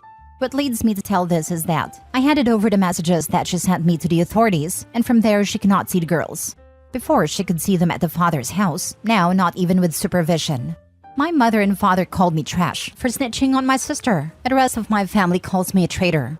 They want me to retract my report on my sister because they can accuse her of a crime. But I won't do it. She's still with that guy, and although she might end it with him, she could date anyone much worse, and my nieces would be at equal risk. Not the a-hole. Your sister allowed this monster around her daughters, knowing that he abused his own child. He found a woman with not 1 but 2 children that would allow him to have access to them, knowing full well he was a c***o. Your parents calling you a snitch need to realize that this was their grandchildren that was being abused. But they want their daughter to be happy at the cost of your sister's children and your parents' grandchildren. I would have your ex-brother-in-law make sure that grandparents can't get access to their grandchildren because they knew what was going on and turned a blind eye. Act now. Kids' safety is non-negotiable. Remove them. Call the authorities. Check the registry. No room for hesitation when it comes to protecting children. Oh, hell no. Get those kids out of that house. Call whoever you need to.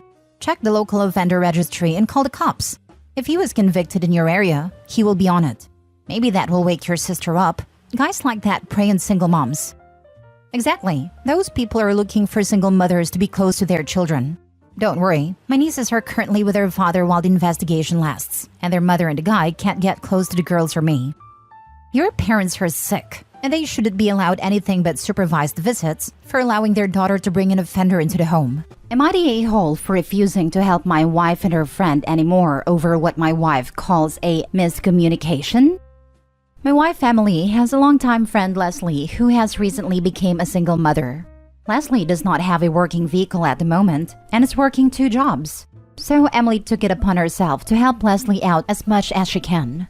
Emily had started asking me to help as well in driving Leslie and her kids around, taking them to school/appointments, taking Leslie to the grocery store, etc. whenever Emily or someone else couldn't. I agreed since it made my wife happy, and I understand the kind of situation Leslie is in. But helping has turned into Emily inviting Leslie and her kids over often, or organizing trips that they would like, such as camping or fishing. A few times my wife was unable to attend these get-togethers she organized due to work and insisted they still take place, leaving me to entertain Leslie and her kids on my own. And since I've known of Leslie my entire relationship with my wife, I didn't think too much about this. The times that it has been me left with her, or sent in Emily's stead to shuttle Leslie around, have made normal small talk with her and her kids. Recently, Leslie's kids were going to be away for a weekend, so Emily wanted to have Leslie over for dinner and some movies. She asked me to text Leslie to ask her over, and when I did, Leslie replied with, "Just as friends, right? I'm not interested in being anyone's girlfriend." I thought that response was out of left field, so I asked her why she'd even say that. And her response was pretty much, "No guy would be asking me and my kids how we're doing or helping me out unless he wanted something in return."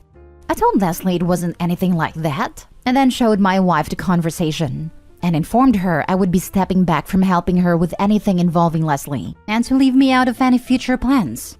I also offered to show her the rest of my phone and anything else. Emily believed me, but she still talked to Leslie about it to see what had given her that impression, and accordingly, she gave Emily the same answer. A few days later, Leslie apologized to Emily and told her that her emotions and mind were just all over because of a down day. That's fine, but I'm still not willing to help her or my wife out anymore as I had been, because I don't want any repeats or accusations hurled at me when I was just helping as my wife asked. Emily thinks I'm overreacting and should just brush it off, because it was just a silly miscommunication she had on a bad day. Am I the a-hole? Additional info. The text I sent Leslie about the night was, "Emily wants to know if you'd like to come over for dinner and some movies on Saturday." That's why her response was so out of left field. I sent the text because Emily was busy on her phone and wanted to know ASAP so we could make our weekend plans. Now for the top comments. Not the a-hole. Cringe friend. Could have gone a lot worse. Do not help her unless your wife is around. Ew, Leslie.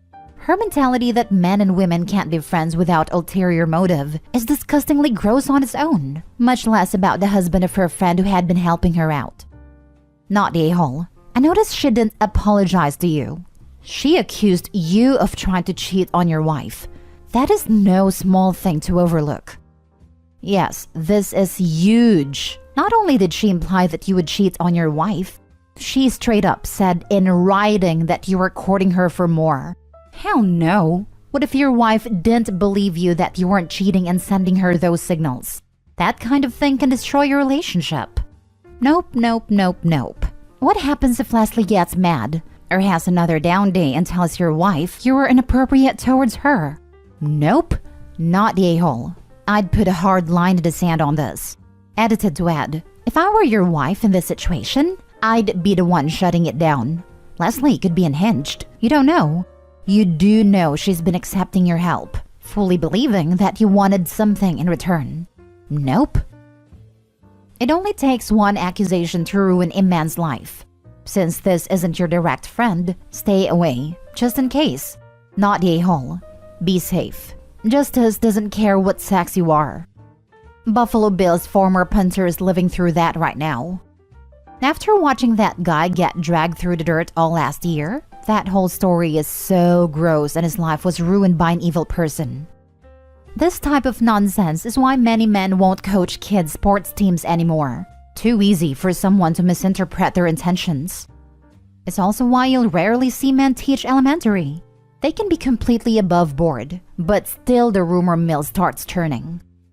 Next story. Am I the a-hole for telling my grieving ex-mother-in-law not to move closer to her own granddaughter? My 40s female ex, 40s male left our daughter Zoe and I very abruptly 6 years ago and moved from the US to another country with his affair partner. His mom, my mother-in-law, was initially sympathetic, but when the affair partner got pregnant, she moved to their country to be closer to her grandchild. He and the affair partner later got married and had another baby. It did felt like a betrayal at a time from Zoe's point of view. She lost her dad as well as her grandma.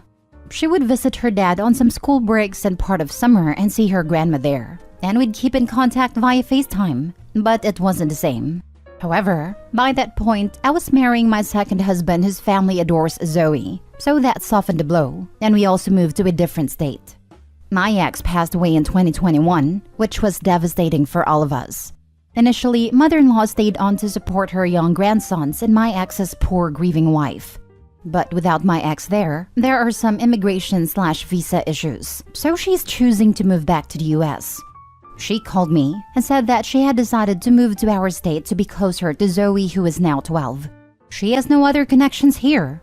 I said we'll be happy to invite you to birthdays and maybe get together for Christmas Eve, but that our family is busy these days. And Zoe's about to enter her teenage years, so she should take that into account. She started talking about wanting to spend a lot more one-on-one time with my daughter. I said frankly that she had lost the right to demand one-on-one access years ago, and she should bear in mind that Zoe was ambivalent at best about her, and with her entering her teen years, that probably wasn't going to change. Mother-in-law said she was grieving, and this was her late son's old daughter in her blood. I said she had all but abandoned Zoe, just as her son had, and she couldn't expect to just pick up where she'd left off, and that Zoe now had step-grandparents who played a part in her life that mother-in-law had effectively left vacant. I said she could move where she wanted, that was her choice, but don't count on this relationship. She was very upset and accused me of trying to erase her Zoe's father and paternal family to make room for a stepfather/stepfamily, and has said that I'm alienating her Zoe against her. For example, she's upset that I told Zoe in passing that she was having visa issues months ago because it interferes with her "I'm coming back just for you" narrative. And the truth is that I've always made sure Zoe's nice/civil, but even before my ex died, I haven't done much to encourage Zoe to deepen the relationship with her grandma. It was hard for her to visit her dad and see mother-in-law being her half-sibling's grandma. She also has complex feelings toward her half-siblings and stepmom. She knows mother-in-law is moving back, but I didn't tell her that mother-in-law wants to move here yet. As a parent, I don't know if it would be healthy for her, especially since I don't think mother-in-law can be trusted to stick around if she gets a better offer. But maybe it wasn't my place to tell her not to move. Not a-hole. Zoe's not an accessory that can be shoved to the back of the drawer and then pulled back out when grandma wants. Had ex-mother-in-law's son not died, she would never have contemplated moving back nor making any real effort to be closer to Zoe.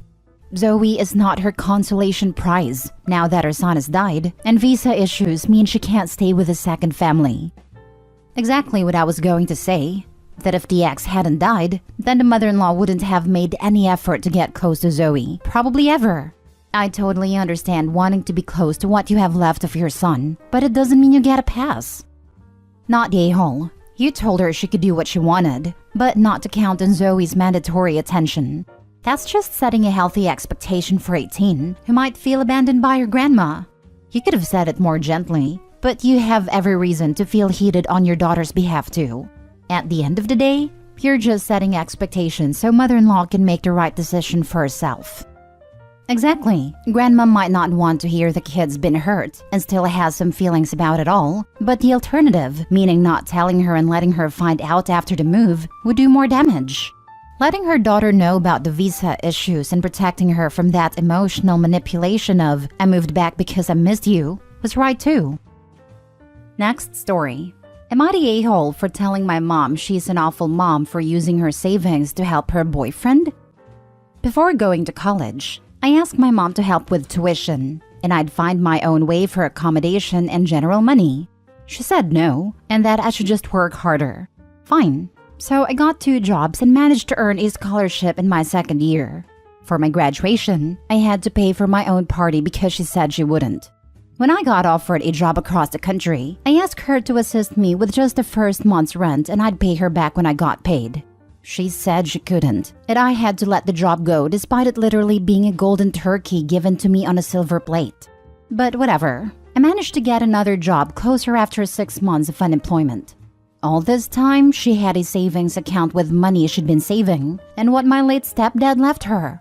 There's a lot of money in there, and it wouldn't have rendered her destitute to have helped me in at least one of these occasions. But it's her money, and I'm really not an entitled kid, which is why I never brought it up even though I've always known about the account and always let go after she said no. She used to say it's for her retirement, and I completely respected that.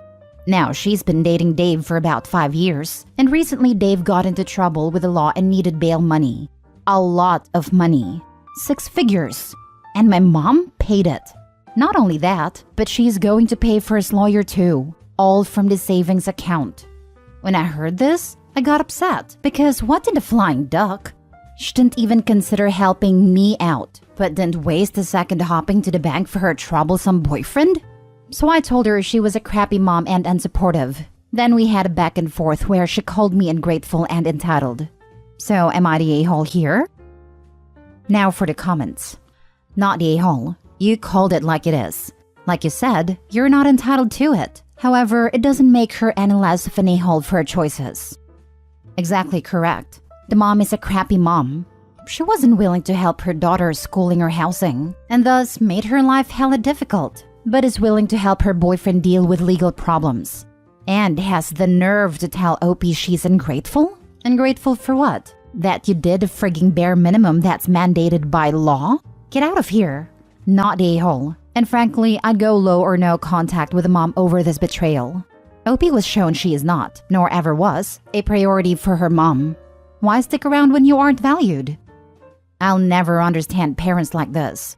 I couldn't imagine putting a love interest over my kid this way.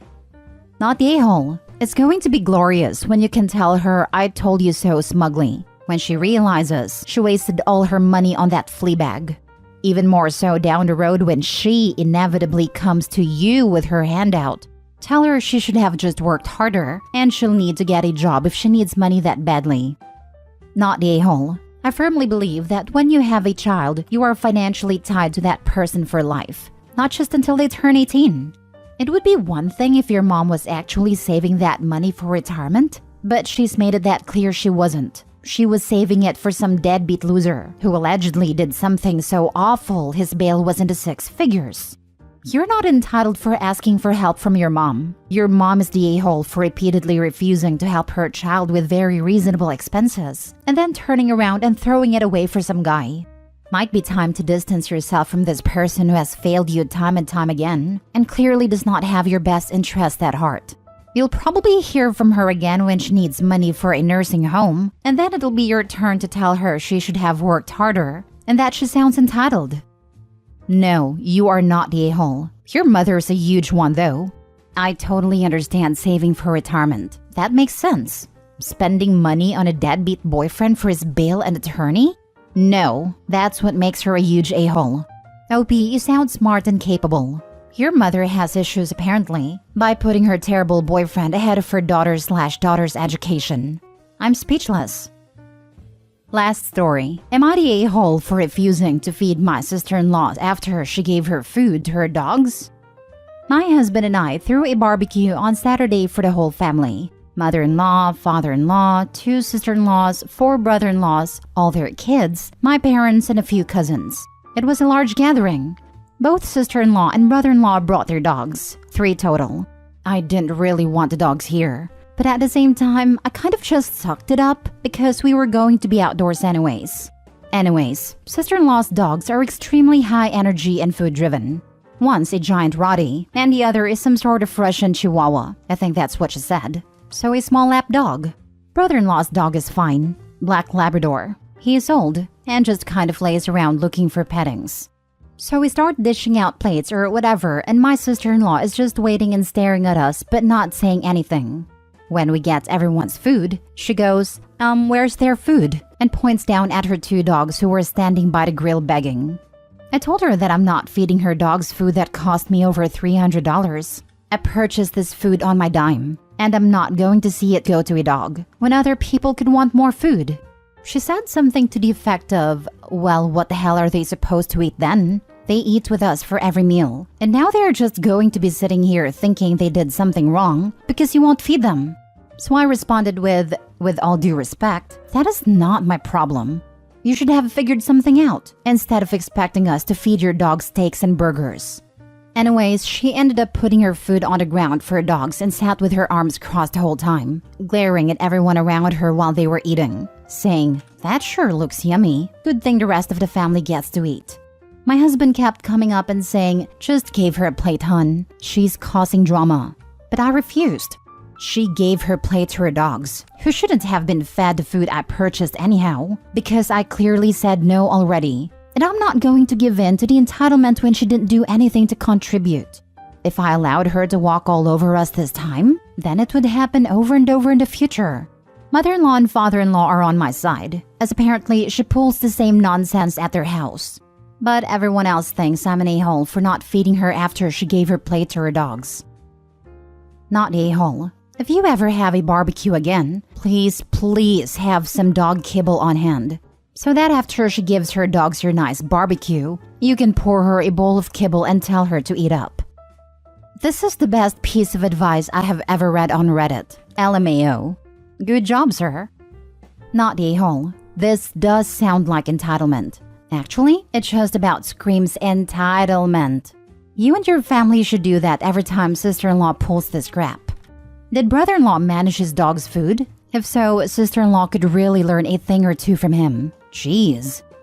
Yep, brother-in-law brought his dog a can of wet food to eat while everyone else was eating. Good on brother-in-law for being responsible. I literally do not understand why sister-in-law isn't embarrassed. Narcissists don't get embarrassed. Not a-hole. This is truly unhinged. She's not even good to her dogs, as this is very unhealthy for them. You cannot feed your dogs whatever human food is being served. Not a-hole. Exactly. And if the dogs are used to being fed at the same time, feed them their dog food. It's what I do. Before I sit down to eat, I just feed my dog his food. And if I have any veggies or meat, he can have it. Goes into his bowl after I eat. Dogs can get all sorts of issues from eating seasoned meats. Am I the a-hole for telling my wife's kid sister I never liked her?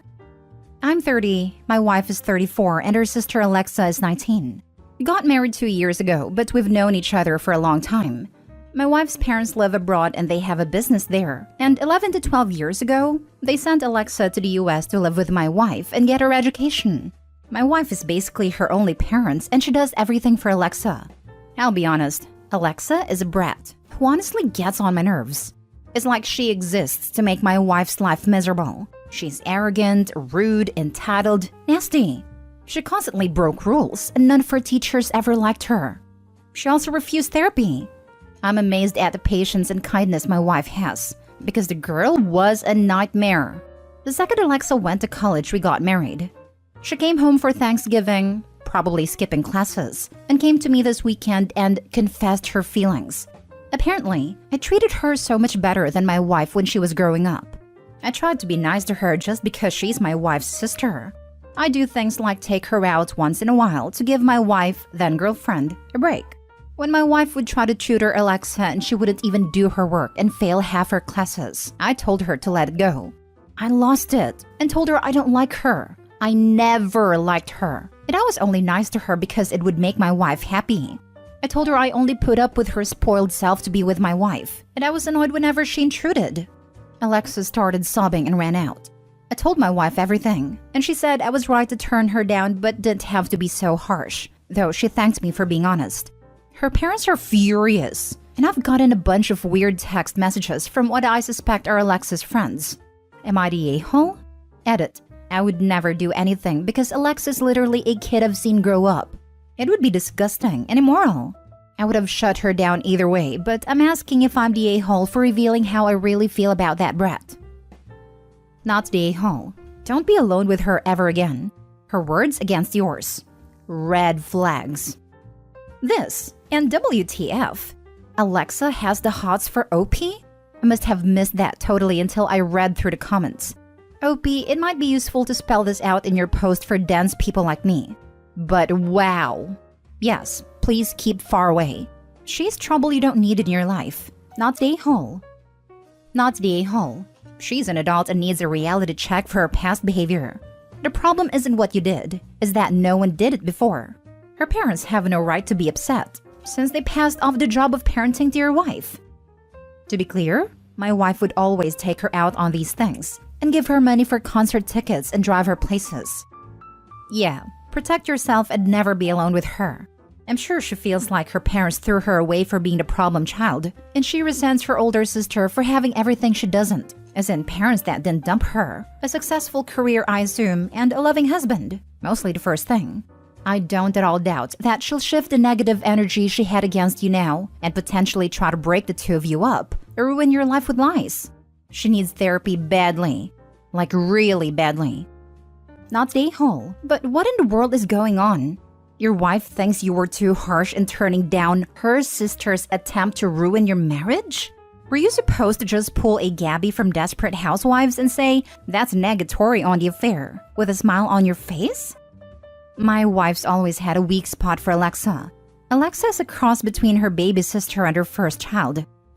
Meanwhile, Alexa clearly views your wife in the same way a parasite views its host. Your wife needs therapy to figure out why even when Alexa tried to steal her husband, she still advocated for Alexa instead of herself. Next story. Am I the a-hole for telling my brother and sister-in-law that for crying out loud, my nephew is not special and is an overgrown child? My parents had me, 36 female, when Mike, 53 male, was a teenager, and Mike had Logan at 22, so I'm closer in age to my nephew, 31 male. My brother Mike and his wife, 52 female, Chloe, believe that the world should revolve around their son Logan, and that anyone who thinks differently is wrong and doesn't realize how special Logan is. Logan, Mike, and Chloe tell people that Logan does freelance for a living, which is code for Logan being unemployed, playing video games, and generally living like a teenager off school. Mike and Chloe handle all of Logan's adult responsibilities. They send him money every month so Logan can pay rent and have fun. Chloe will cook most of Logan's meals and drop them off at his house. She will do and drop off all his laundry as well. Mike and Chloe tried getting me to fork over money for a Vegas vacation because I had just taken a trip to Fort Lauderdale, and it's not fair that Logan doesn't get to go on vacation as well. I told them, hell no, because Logan's a 30-year-old man, and I'm not going to pay for his vacation. Mike and Chloe told me how selfish and awful I was toward my own nephew. Mike and Chloe also expect other family members to cater to Logan this way, and react the same way if someone else isn't revolving their life around Logan. Naturally, our relationship is very strained. We keep our interactions very superficial, and we don't see each other unless we're all at a family event. A few days ago, we were at a baby shower for Mike and I's cousin. Mike and Chloe came up to me just to criticize me over the fact that I attended Logan's ex-fiancée Alexia's hooting ceremony. Some background information is that Alexia was given a list of marriage demands from Mike and Chloe. They expected Alexia to provide 3 meals a day and do all the chores while still working full-time. Logan had told Alexia that he was completely supporting himself through his freelance work. And Alexia didn't know until then that Mike and Chloe were sending him money every month and handling all his responsibilities, as Logan always insisted on going to her house. Alexia noped out of their relationship, and Alexia and I are still friends. I told Mike and Chloe that I'm an adult and I'm allowed to be friends with whomever I want. They started to raise their voices and said I'm disrespecting them by speaking with Alexia after she abandoned Logan and can't see how great he is. I told them that for crying out loud, Logan isn't special. He's an overgrown child. They may have deluded themselves, but stop being mad that nobody else is enabling their fantasy. Family members are divided on what I said. Some are agreeing with what I said because they're tired of Mike and Chloe's demands that everyone's life must revolve around Logan, and it had to be said. But others are saying that it was supposed to be a nice family event, and even if I don't mean it, I could have just said sorry instead of causing drama.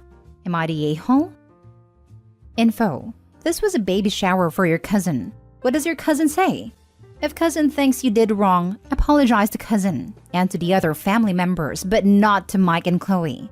Because after all, it is true that you could have just held your tongue and let Mike and Chloe make fool of themselves without participating yourself in ruining a family occasion. Easier said than done, I know. Our cousin is one of the people who agreed with me. She's also sick and tired of Mike and Chloe's demands regarding Logan. I think the fact that Mike and Chloe approached the OP to criticize her friendship with Logan's ex gave her a bit more leeway. Even if Logan had a diagnosis of developmental delay or whatever, the goal would still be to encourage him to be independent as possible. This will eventually get old, and they will get tired of caring for their adult-aged little kid. It will be a rude awakening for everyone. Not the a-hole. Or they will continue on until they die and leave their middle-aged or older little boy who is completely unable to function in the world. Sounds like my 35-year-old cousin. Mommy walks him home from work every day because some little kids pointed at him 3 years ago. He isn't allowed to leave the room with his phone, and Daddy takes it away at 9 p.m. every night. Next story. Am I the a-hole for not helping my sister with her wedding because I'm not in the bridal party? My sister and I aren't best friends, but we have a pretty good relationship. Good enough that when she got engaged, I assumed that I would either be a maid of honor or at least a bridesmaid. She ended up not asking me despite having a bridal party of 10, but I didn't say anything even though I was a little hurt. I totally get that it's her wedding and that I'm not entitled to be in her wedding party and eventually got over it. A little afterwards, my best friend got engaged and asked me to be maid of honor, and I happily dived into the responsibility, and it's been a lot of fun for the both of us. I've already been able to plan and execute a lot that has both made experience fun for my friend and also a lot less stressful. On to the issue. My sister's maid of honor honestly dropped the ball. I know I'm going to be biased, but I've received complaints from family members and other friends. She hasn't put any effort into helping my sister with her wedding, didn't plan anything, never responds to my sister's messages, and just generally isn't interested at all. None of my sister's other bridesmaids are stepping up either, though they all have a reason for why they can't spend more time on my sister's wedding. So, my sister recently approached me to plan everything for her. Bridal shower, bachelorette, and the actual wedding. She wants me to give her the same experience I've given my friend. I was a little offended because she only asked me after she saw what a great job I did for someone else. But she's my sister, so I told her I'd be willing to help if she made me a bridesmaid. I feel like it's the least she could do, and it would make me feel less like an errand girl and really part of the wedding. She refused and said that I'd make the numbers off, and that I didn't have the look she was trying to accomplish, which really offended me. Like, at this point, I'm just angry. So I said, fine. I don't have to be part of the wedding, but then she needs to hire me as a wedding planner because I'm not doing this for free. It takes a huge time commitment to do all of this work. She went crying to mom and dad now, and they're all calling me an a-hole because I should do it as a sister. But she's basically asking me to do hours of work for free, which I feel like isn't fair. Now my family's saying that I'm ruining her special day by being selfish and making it all about me, so I'm starting to doubt myself. Now for the top comments. Not the a-hole. Unrelated to whether you're a bridesmaid or not, that's too much work to expect, demand, or wheedle out of someone. Let her figure something else out and enjoy not having any responsibility as a guest. I would probably debate even going to the wedding based on her sister and family's behavior. What are you thinking? How could Opie skip the wedding of the golden child? Opie's not the a-hole. Notice the parents just criticized and called Opie an a-hole. Why aren't they helping the golden child do the planning? Opie's the only one that can do this? Opie, don't help and probably even skip the wedding. They are going to try to keep pulling you in. Holy entitled princess, Batman. Your sister refused to give you a spot of honor at her wedding, insulted your look, and then cried to mommy and daddy because you're not helping her? How is she even old enough to get married? No, you are not the a-hole. Last story. Am I the a-hole for not sacrificing time with my family so that my wife can spend time with hers? My wife and I are trying to see both of our families for Thanksgiving this year. Our plan is to go see her family on Thursday morning and afternoon, and then drive to my parents' house to spend Thursday and Friday night there. From our house, it is a 3-hour drive to my wife's Uncle Bob's house where her family's gathering. Then it is another 2-hour drive to my parents' place from there, and finally an almost 4-hour drive home on Saturday. A lot of driving, especially with 2 kids, 5 and 3. Our original plan was just to see my family, but my wife's favorite Aunt Viv and Uncle Ray are driving out of state to visit this year and just decided this a couple weeks ago. My wife hasn't seen them in almost 4 years and she's super excited. They were supposed to drive on Wednesday night, but I guess something in their plans changed, and they aren't expecting to get in until late Thursday night or possibly Friday morning.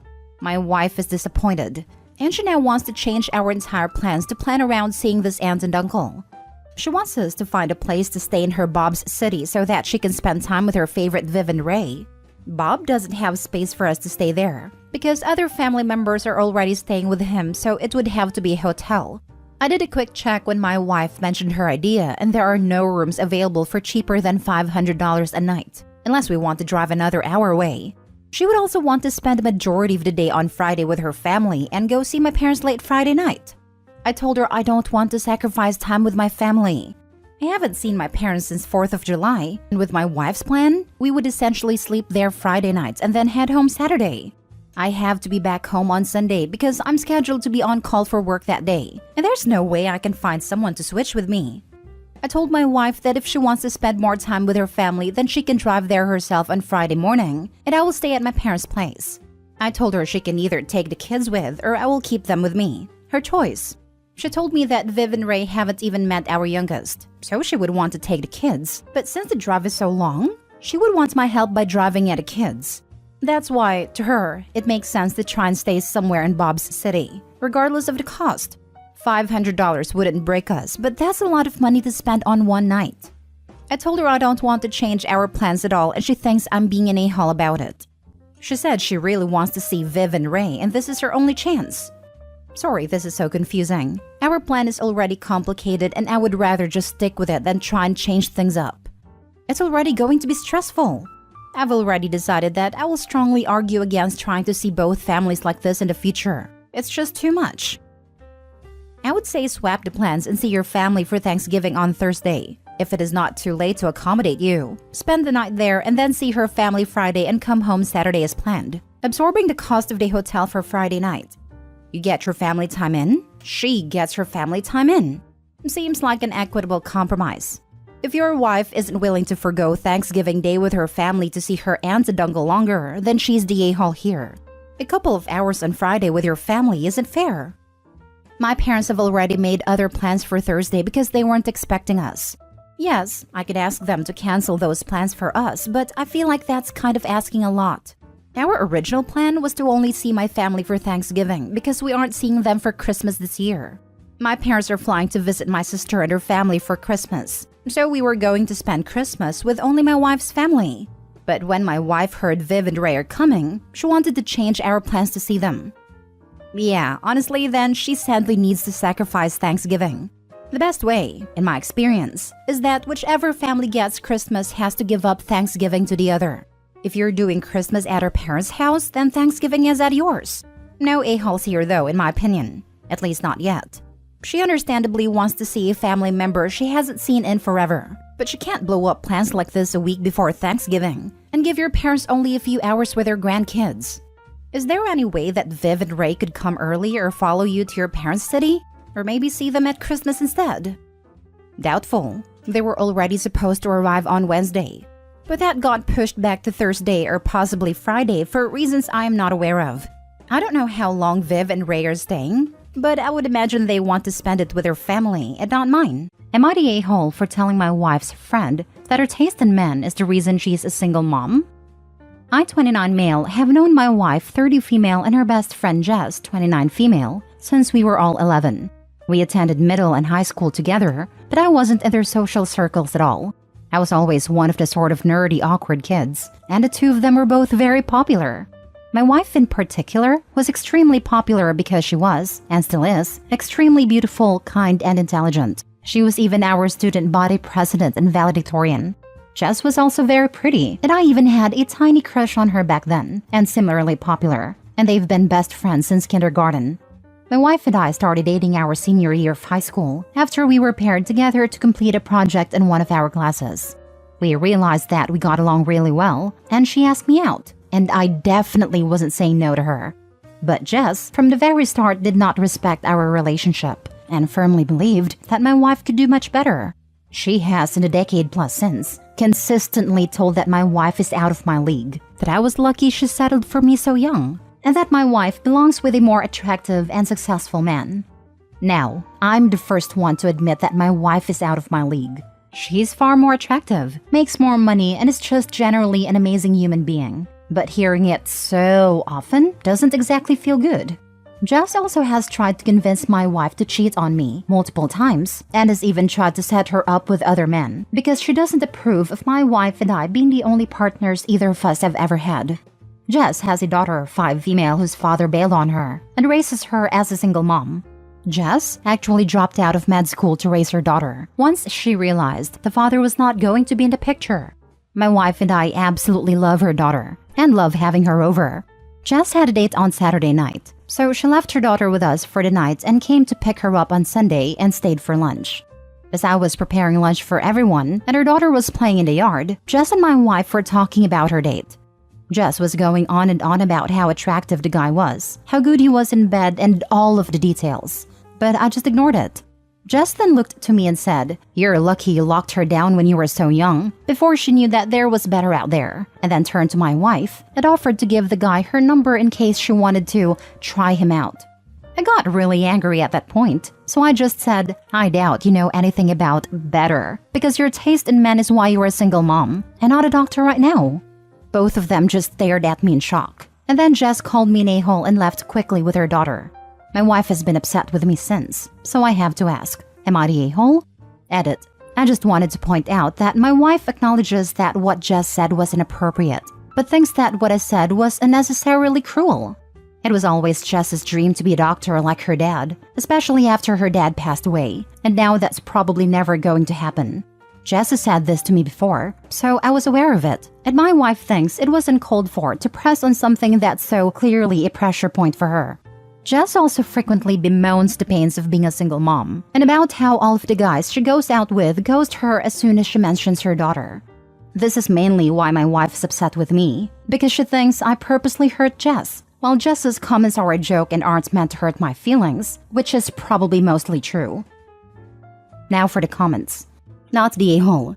Your wife is the biggest a-hole. She's allowed Jess to talk down to you for years and done nothing. You deserve better. You are out of her league. Jess is obviously an a-hole for treating you like crap and trying to get your wife to see other men for years. She should be banned from the house. I wouldn't say my wife's done absolutely nothing. I mean, she has told Jess that her comments are inappropriate before. But I honestly think my wife has a hard time standing up to Jess in general. Not even just about me, but Jess also says inappropriate things about my wife. And my wife still doesn't say much. Nothing and not much aren't very far apart in my book. This has been going on for years and should have been stopped already.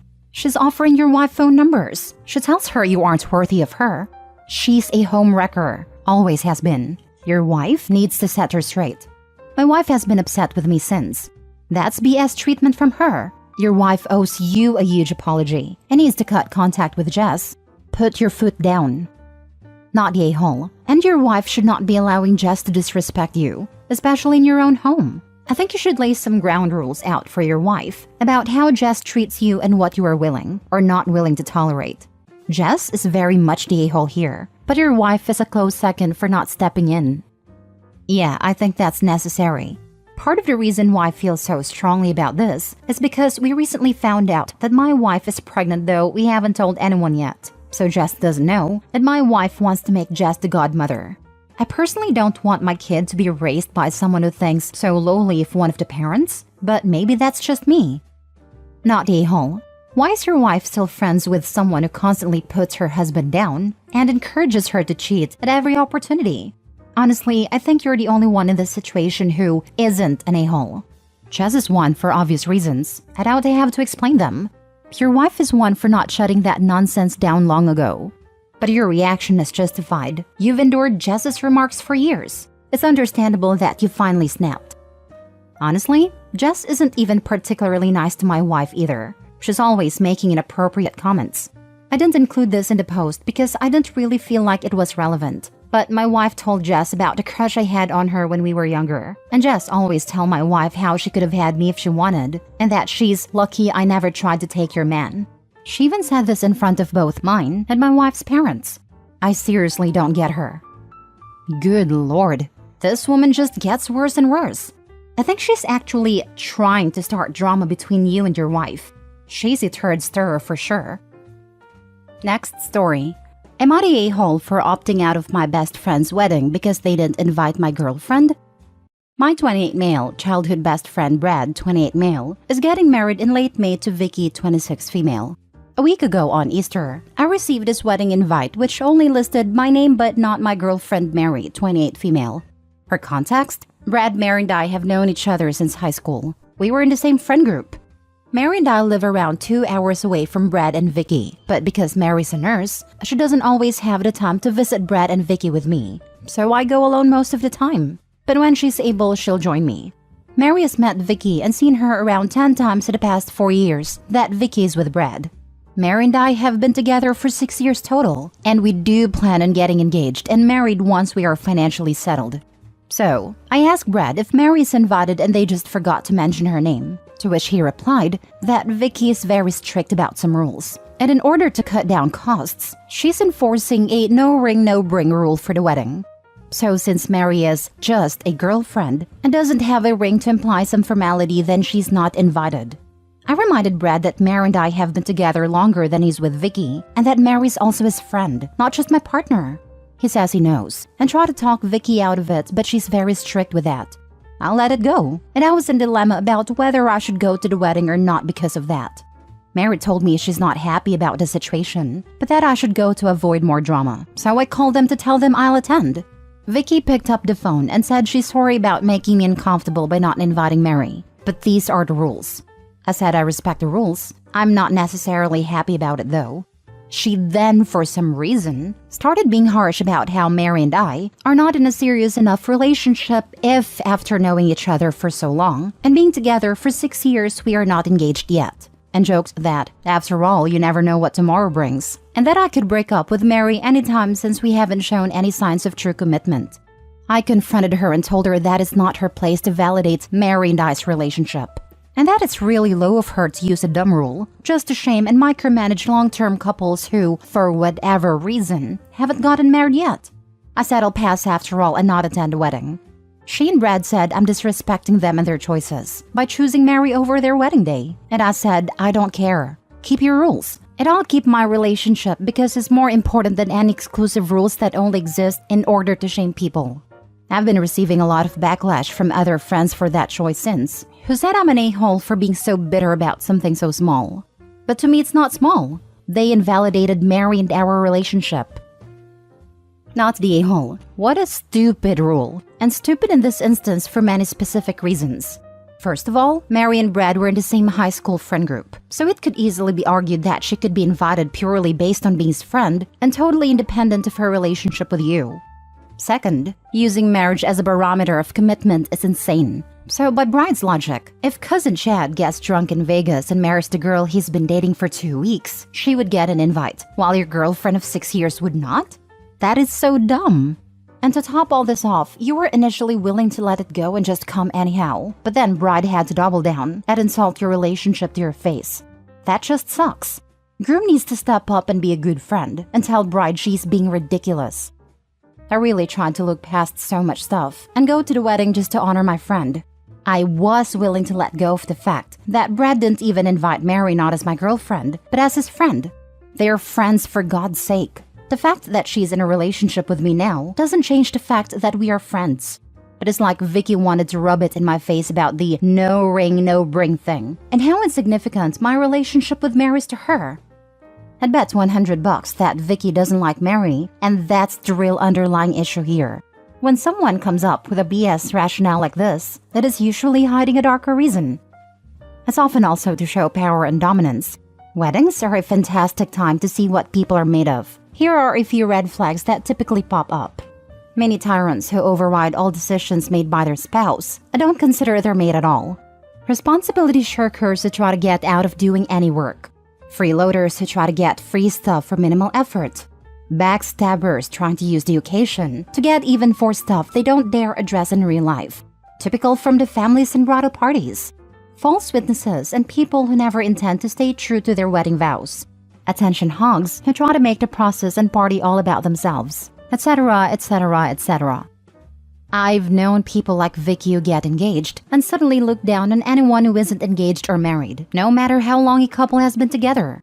I had an acquaintance who banned all single people from her wedding, even though her fiancé was planning to have several single friends in his wedding party. Some of them had partners for years. The bride said to me that married people shouldn't be around single people. The last time I saw that couple, they were arguing about her rules for their wedding. It's super silly. Last story. Am I the a-hole for supposedly lying about having a son? Everyone involved here is in their late 20s to 30s. So last Christmas, my wife and I threw a Christmas party. A friend of mine I've known half my life, Rick, asked the day before if I could invite a few friends, which we thought was a bit inconvenient but agreed. One of these friends, Mila, brought a little boy with her, could not have been much older than 5. This was not a party for children, and I wish someone would have told me first that a child would be coming, for my wife and I would have advised against it. At a party, Mila's son played up a lot, and at one point was having a full-on tantrum while Mila was in the bathroom. I tried to calm him down, showing him some pictures of our dog we had in our fridge, and when Mila came back she was very grateful. She asked me if I had any children, and I told her I had a 7-year-old. We spoke briefly about our sons, and then she and her son went out to the garden where most of the guests were. The problem is that, in 2021 we lost my son. It was heartbreaking for me and my wife, and not something I wanted to divulge to a stranger. My wife and I still consider ourselves parents, and I would have thought that me being a parent might have been reassuring for her. However, Rick has since begun dating Mila, and has wanted to introduce her to our friends again. The topic of our Christmas party and our brief exchange in the kitchen came up when Rick informed Mila that my son had been dead for over a year. Mila now considers me to be a liar and untrustworthy and is not interested in seeing me again as she thought we had bonded over our sons. And Rick is annoyed he had to be the one to tell her about my dead son and demand I apologize to Mila for misleading her, which my wife finds insulting. On one hand, I do not think I did anything wrong. She was a stranger to me, and I doubted I would ever see her again. But I know this is causing tension in their relationship, and I do not wish to make Rick's life worse. So I am wondering if I should just apologize to keep them both happy. Am I the a-hole? Now for the comments. Not the a-hole. Your wife is right. This is insulting. You don't owe anyone an explanation or apology. You are not obligated to divulge the death of your young son to anyone. Ever. Thank you so much for your comment. Your friend Rick is an a-hole. Some stories/secrets aren't ours to tell. His girlfriend Mila is also an a-hole. She clearly needs to reevaluate herself for getting mad and expecting an apology for something that doesn't concern her. Bonding over a 10-minute convo is bull. She's just looking for a fight. I'm sorry for your loss, OP. Not the a-hole. I think Rick is an a-hole, but not for telling her. This woman became a big part of his life, so he expected for her to spend a lot of time around OP and his wife. They told her of the son's existence, and naturally, she expected that the son would be making an appearance sooner or later. I think telling her beforehand, so she's not constantly brought up their deceased child, or asking to see him was the best thing to do, rather than OP to admit the truth over a double date or a barbecue. He's an a-hole for not immediately kicking this woman to the curb when she heard his friend lost a child and her first thought was, how dare he lie to me, and not how devastating for him. He's an a-hole for being annoyed he had to be the one to tell her, instead of understanding why his best friend for decades might not have dropped it at the middle of the Christmas party. I hope he might have history with this dude, but he sounds self-centered as heck, and now it sounds like there are 2 of him.